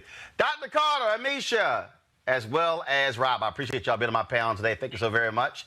Folks, I'm going to go to a commercial break. We come back. Comedian Ali Sadiq will be in the house. I can't wait to hear what Ali got to say about Becky trying to get all that FaceTime with the NFL draft. You're watching Roland Martin Unfiltered. Back in a moment. You want to check out Roland Martin Unfiltered? YouTube.com/Roland S. Martin. And subscribe to our YouTube channel. There's only one daily digital show out here that keeps it black and keep it real. It's Roland Martin Unfiltered. See that name right there? Roland Martin Unfiltered. Like, share, and subscribe to our YouTube channel. That's youtube.com/Roland S. Martin. And don't forget to turn on your notifications so when we go live, you'll know it. All right, folks. My man, comedian Ali Sadiq from H-Town. Is he there? Yeah, I'm here. Is Ali? Ali, what's going on, man? Glad to have you here, y'all. Comedian Ali Sadiq joins us right now. Glad to have him in the house. Roland Martin, Unfiltered. You're looking real black with your backdrop. Hey man, I'm real revolutionary right now. Let's talk about the elephant in the room first of all, Roland. Me, I am the elephant in the room. I have never gained this much weight in my whole entire life on a quarantine. I done been in solitary before, and you don't gain this weight. You shrink down. You know what I'm saying? I'm doing something wrong. I'm staying in the kitchen. I'm eating everything. That don't even go together. You know what I'm saying? I'm just fat right now. Now, other elephant in the room. I don't know why. One thing I was concerned about, didn't nobody had no mask on during these NFL drafts. It wasn't nobody social distancing themselves. Mama about to catch the COVID, slinging some white girl around that's by the couch. It's crazy. I'm watching the draft like, man, and just sitting there as a concerned parent. Like, look, ain't nobody got on nothing. Ain't no gloves on. Ain't nobody 6 feet away from nobody. The white girl right there in his mouth. Ooh, you just got drafted. Mama like, hey, slide this way. What's up, y'all? Y'all see what I'm doing? You see what then, you know, the girlfriends was taking it on the chin. The girl, I must say that. Girlfriend was taking it on the chin. Now what I want to talk about, Roland, Dan Kirkpatrick, he done said that you supposed to sacrifice Big Mama, you know what I'm saying, to get the economy rolling. You know what I'm saying? The man just come out and say somebody gonna die. Look here, hey, we got to get this money rolling. Somebody gonna die. That's the sacrifice. That's what war is. It's like war. I said, man, what is wrong with this man? I'm not sacrificing my Big Mama, you know what I'm saying, for the economy. I can't do that one. Now we got a retarded. Now, first of all, for everybody who's watching, y'all heard Ali say Dan Patrick, not Dan Patrick, the sports announcer, but the idiot lieutenant governor of Texas. Lieutenant governor of Texas, Dan Patrick. That's the fool who said, I'd rather die than change our way of living, which is about the dumbest thing you ever heard in your life. I'd rather die than change my way of living. Well, if you're dead, Dan, the way of living is changed. If they ain't even got a place to put some of these bodies. Don't y'all run out there and get no haircut or no massage. Now, hold on. Now, they saying that black people are the ones who go into the hair salons and gonna go to the nail shops and the barber shop. Wait a minute. The mayor of Beaumont, Texas, she got caught. Becky get caught in the neck coming out the nail salon. And you know Becky lied.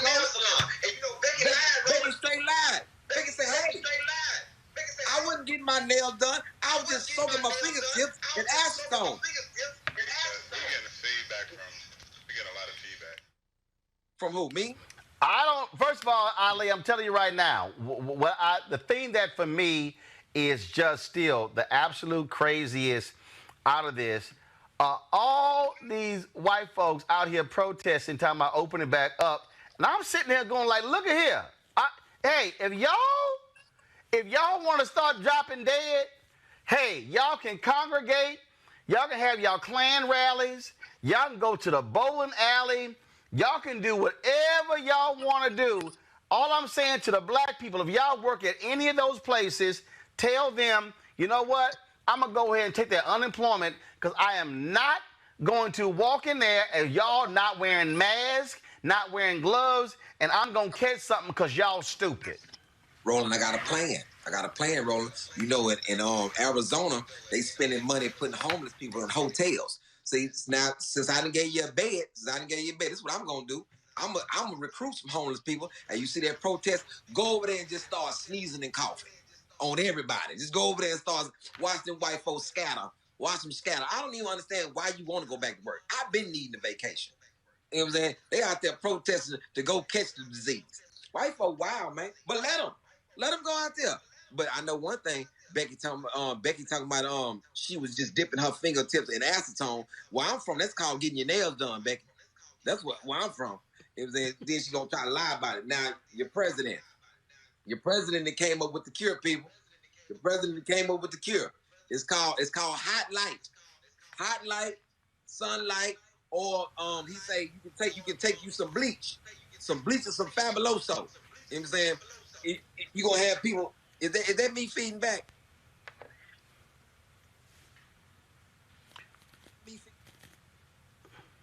Now, I'm not quite understanding that one. Where this fool stood up there, Ali, talking about some bleach. And then try to come out today. I was just playing. I was being sarcastic. Y'all taking me seriously? No, First of all, you embarrassed because he went back because all he does is watch TV. I mean, Ali, do you realize the man don't even show up to the Oval Office until noon or 1 p.m. He watches TV for 8 hours in the morning before he go to work. That's his job. He watches more TV than a television critic. Hey, you understand that. I know things. I have what they call a brilliant. You know what this is. You know what I'm saying? I'm like hairstyle, stylist, dye artist. I'm like the man. First of all, I'm willing to bet that Melania had it because ain't nobody seen her in 30 days. You know what I'm saying? Then she come out for Earth Day. You know what I'm saying? Looking weak, looking real fragile. On Earth Day, she probably had it. You know what I'm saying? He probably got it and ain't said nothing. You know what I'm saying? Walking around just coughing on pence. You know what I'm saying? This is a weird dude. Now, the funniest thing that the man said you can take Lysol. Now you're gonna have people tying off, just injecting Lysol in their vein because white folk listen to whatever he say, and then he telling people that the media. First of all, I don't have to answer no questions because you are fake news. The man sitting there like I know a lot of them reporters want to whoop him. I know a lot of them reporters want to whoop him. I couldn't be the one. I'm sitting there trying to do my job. So, sir, what do you think about this? First of all, I don't want to talk to you. Don't say nothing to me. First of all, if security don't get to me, I'm gonna slap that little hairstyle out here. I'm gonna slap your flip to the other side. Man, I don't even understand how people even putting up with how he talking to folks, man. He talks so reckless. Well, man, he told a lady, "Are you seeing in? Are you seeing in? Don't say nothing." And then look, but this is the type of move that I pull when I don't want to listen to somebody. He just did like this. She's still talking. Somebody tell her to be quiet. Is she talking to me? Somebody, that lady was still talking. And like I said, sir, it was like, that's black. See, that lady had a splash of black argument in her. Now, other thing, bro, I don't know a lot about my kids. I'm just gonna say that like that. I didn't know that my son didn't like taking baths. I didn't really know that. And he lied about these baths too. Then I took a bath. And I say, son, let me tell you something. Your soap got to get smaller if you're bathing. You know what I'm saying? Your soap got to get smaller. He's talking about, I'm talking about, I open a bar of soap. I got one, he got one. I put one in his room. I didn't use mine. Mine is down. Mine's slim. He in there with the same size bar of soap. And then, so I did the alcohol test. When I got a cotton ball and just rubbed his face. If you talk about mud, I'm talking about, hey, man, you're muddy. You need to clean yourself. Not dirt, mud. Yeah, that's mud. That's what you call mud. I showed it to him. That's what you call mud right there, sir. It was saying he's like, and then this I love kids' expressions when they got busted because he looking like this. He's looking at it like, let me see, let me check that out. And what's that? Man, that's you, little dirty boy. Go on, your little self. Now, my wife. Now, Ali, now you said you've been gaining all of this weight because every damn time I see you go live on Instagram, your ass at the blender and in the kitchen. Hey, man, my kitchen is big. It's like I think it's bigger than I thought it was because I can't get past it. I can't get past it. Coming or going, I can't get past it. It look like something that's always in there. Do you know this, Roland? Fans are complaining. They say that the fans are running out of patience because some of these sports leagues haven't canceled games yet. I'm saying it's a weird thing to me. You still holding on to tickets? It's a wrap, people. Ain't no more games. Ain't no games. If there ain't nobody having no game, man, it's gone packing in. This like those people who hold them tickets are like, Roland, you ever seen somebody, you pull up to a place that you thought was open and it's closed. And it's closed. You got it say closed on there. It's boarded up, but you still get out. Still get out the car and look in the window. Now I know there's somebody in there. It's closed. It's closed, man. Bennigan's been closed. It's gone. It's a wrap. Go home. I'm talking about go right up to that window, man. I know they got something open in there. No, they don't. They closed. Now, I got to ask you this here. Because nobody can work, you don't have concerts, you don't have comedy clubs open, you don't have any gatherings. We are seeing a whole lot more of celebrities going live at all hours of the night. Who in particular is really getting on your nerves with their Instagram lives? Oh man, I'm really tired of Dean Ice right now. I'm tired of Dean Ice. You know what I'm saying? Dean Ice, because can't nobody else get no other people. Dean Ice, really? Can't nobody else get no other people, Roland. I got a comedy show tonight that starts in about 35 minutes. I can't get nobody because Dean Ice always go on right at the time I'm jumping on. You know what I'm saying? It's like, hey man, as people be in my thing talking about, Dean Ice on. First of all, this is a comedy show. This ain't got nothing to do with no Dean Ice. Dean Ice. Who else I'm tired of? It's some people I'm tired of that you may not even know. People just on there just. First of all, this is what I'm tired of, Roland. This is okay. I'm finna say it. I know I'm gonna get in trouble for this. This is what I'm tired of, Roland. I'm tired of people being on Instagram Live and you ain't got nothing but 2 people on there listening to you. First of all, it should be some sort of rule. Come on. It should be some sort of rule. If you on for 10 minutes, Ali, if it's 2 people on your Instagram Live, that's called FaceTime. You might as well FaceTime them people. You know what I'm saying? You can do a group FaceTime too with them people. You know what I'm saying? You holding up data or data, whatever, however you pronounce it, you're holding up space.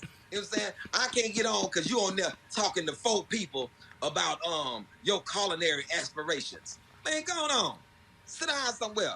I think it should be a rule. If you on for 10 minutes and you don't have more than 20 people, they ought to shut you off. And I'll be the one sitting there with the plea. I'm like, hold on, let me see. Jonathan, he's been on for 20 minutes. 3 people. Cut him off. Okay, Roland. Roland's been on for 35 minutes, 106 people. Okay, keep him going. Kim. Kim is naked and she has 3 people. Cut her off. I'm like, I don't understand it. I don't understand it, man. And let me see what else going on this Instagram Live. People raw. Did you hear about Lil Bootsy? Lil Bootsy, I don't even think his account back up yet. Bootsy, Tony, what's the boy name? Hold up. Trey from Houston. Trey from Houston, his IG live been a little raw. Tory Lane, Lil Bootsy. I'm talking about them boys on there going live. You like, and it's, are they sending money? I don't know if they sending money. Are these women just with the aspirations? Are they gonna get virtual money? And I can do that. If you think you're gonna get virtual money, come on over here. We up to 30,000 virtual dollars. Like I send some money. This is crazy. Women out here. Trey is actually cash apping the women who come on. Ooh. See now look, Roland. Now I know this ain't supposed to be a part of the demographics, but see that's how people start to learn virtual pimping. See, I get me a little ring of girls and get their little Instagram, and I'll be right on there. Hey, going on there. You know what I'm saying? And as soon as he cash app it to you, it won't even be their cash app. It'll be my cash app. You put my cash app up. I'm Tina Jackson. You know what I'm saying? I had 7 of them out there working the virtual stroll for me.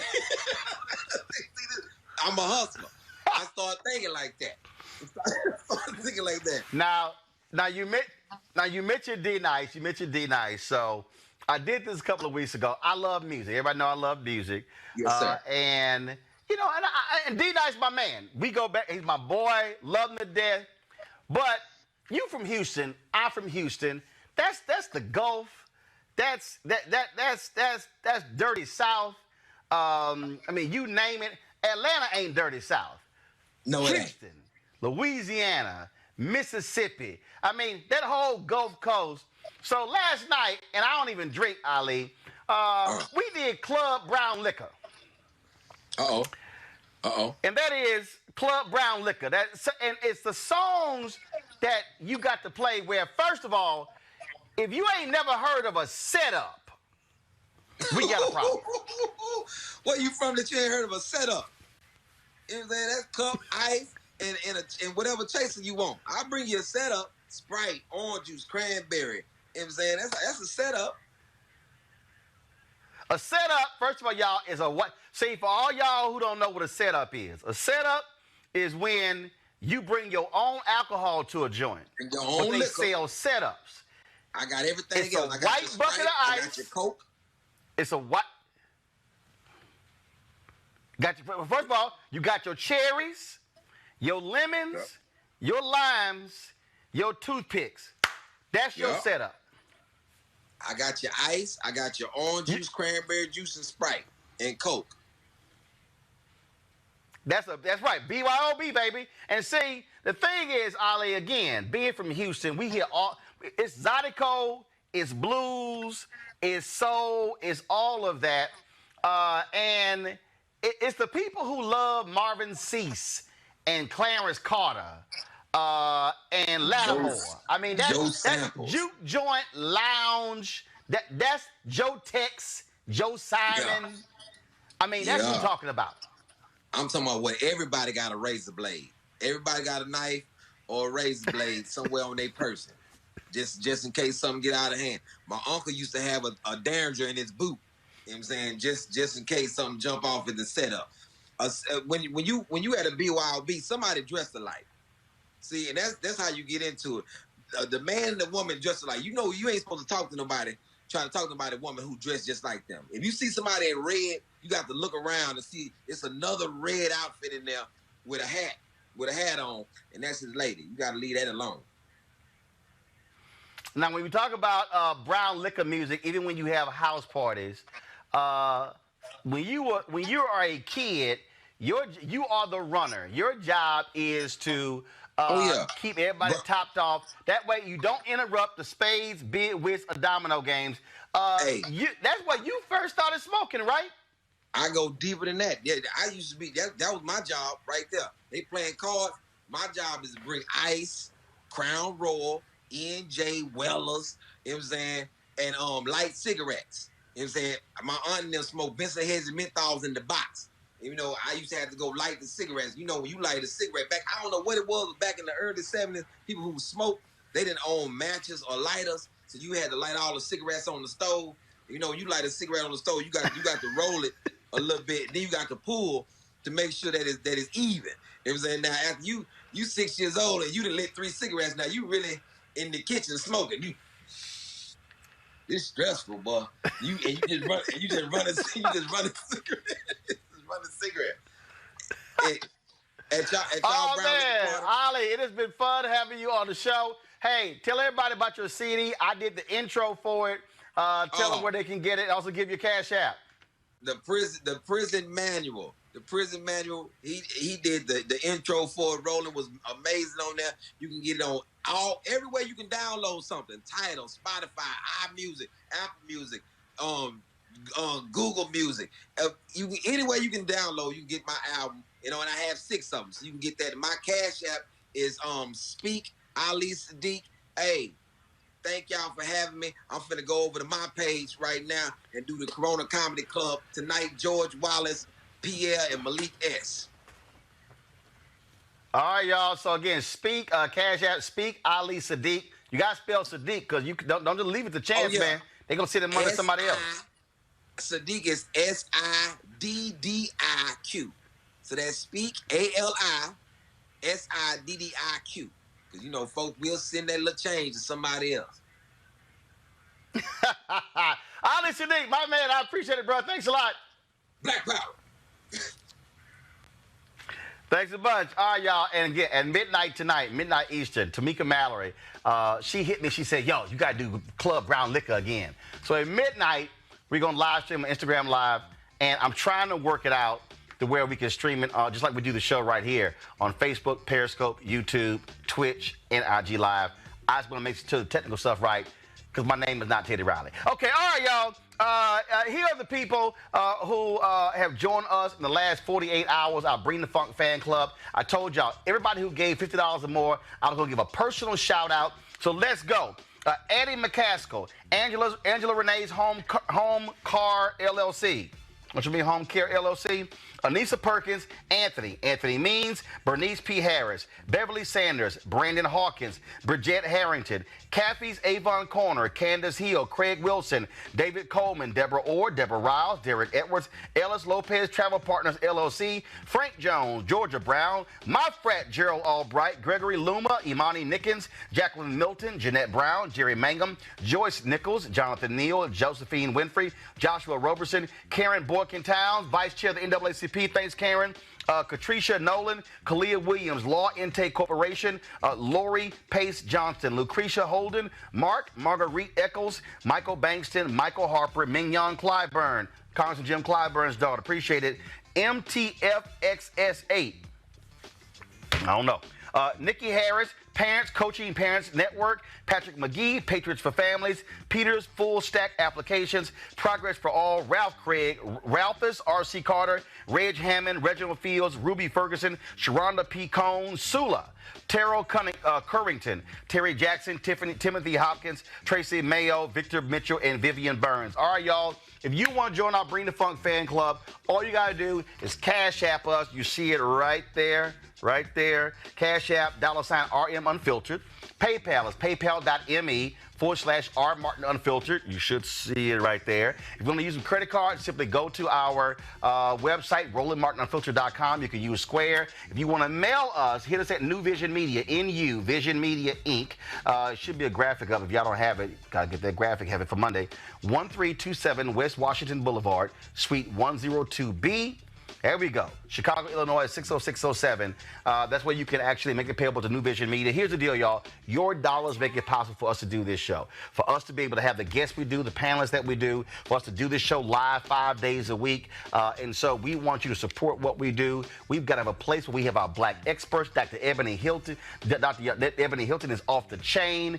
It's people like her. The other guests we had today, Congresswoman Alma Adams. We had Jocelyn on for Citizens for American Progress. Y'all, let me just be real clear. You are not going to see that many black experts talking coronavirus on a cable network for the whole week. We have more black experts in one day they have in a whole week, some of them in a whole month. That's why this show matters. So we appreciate all that you do. You can also go to RolandMartinUnfiltered.com and you can get access to our gear that we also sell as well. And don't forget, folks, again, you can join us. If y'all are watching on YouTube, you can also give there as well. And so, again, we need your support. Our goal by the end of the year is to get 20,000 of our fans who are giving annually for $50 or more. Those of you, though, who have given less than $50, every dollar counts. And so I've seen donations as high as $5,000. I've seen donations as low as $1, $5, 10, 25. It don't matter. We appreciate every dollar. We appreciate every single one of our fans. And so at the end of the show, every Friday, we roll the video of all of our donors to Roland Martin Unfiltered. And so what I want to be able to announce 200 more on Monday.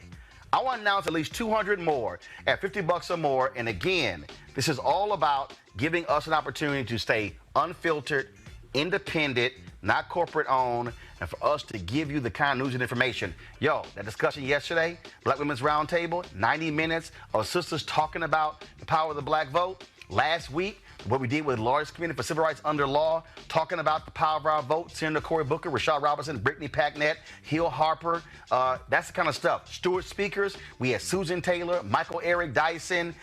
Folks, there is no other black digital platform doing anything like this. Nobody. Take your time and think about it. Nobody. That's why we matter. So please support us. So I would love to mention 200 of you on Monday who should join our Bring the Funk fan club. Again, go to RolandMartinUnfiltered.com. All right, folks, I got to go. Don't forget, midnight, we're going to have some fun. It's just going to be all about fun. Y'all, I ain't trying to be the DJ. I just love music. And so we're going to have a little fun with Club Brown Liquor. Even D Nice and Lonnie Love was with us last night. So check us out at midnight. All right, y'all, I got to go. I'll see y'all on Monday.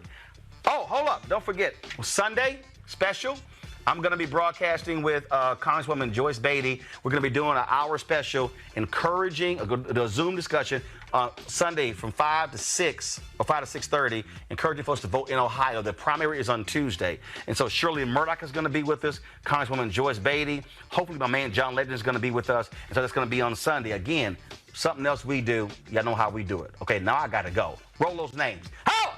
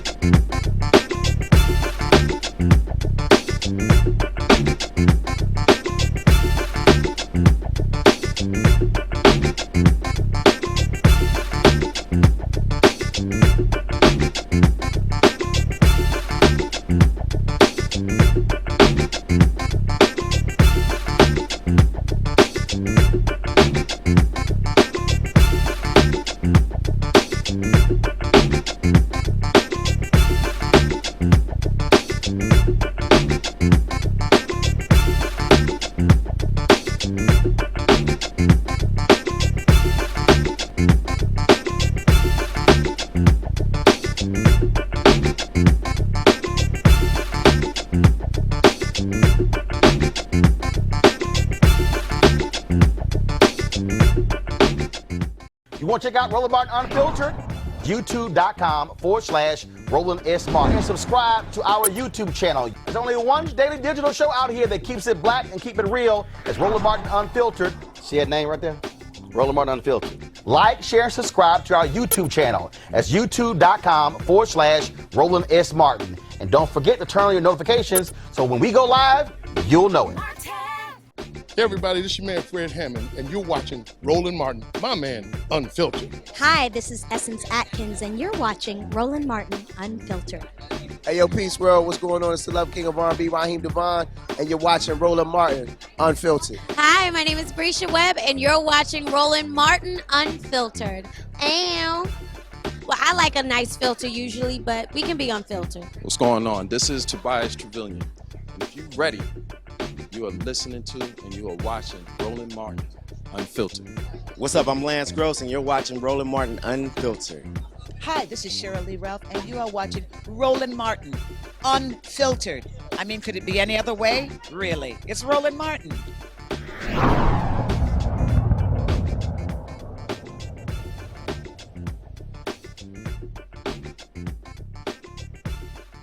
You want to support Roland Martin Unfiltered? Be sure to join our Bring the Funk fan club. Every dollar that you give to us supports our daily digital show. There's only one daily digital show out here that keeps it black and keep it real. As Roland Martin Unfiltered. Support the Roland Martin Unfiltered daily digital show by going to RolandMartinUnfiltered.com. Our goal is to get 20,000 of our fans contributing $50 each for the whole year. You can make this possible. RolandMartinUnfiltered.com. Hey fam, want to check out Roland Martin Unfiltered? The blackest show on all of digital, cable, and broadcast. Check out our audio podcast. There's only one daily digital show out here that keeps it black and keep it real. As Roland Martin Unfiltered. Press play.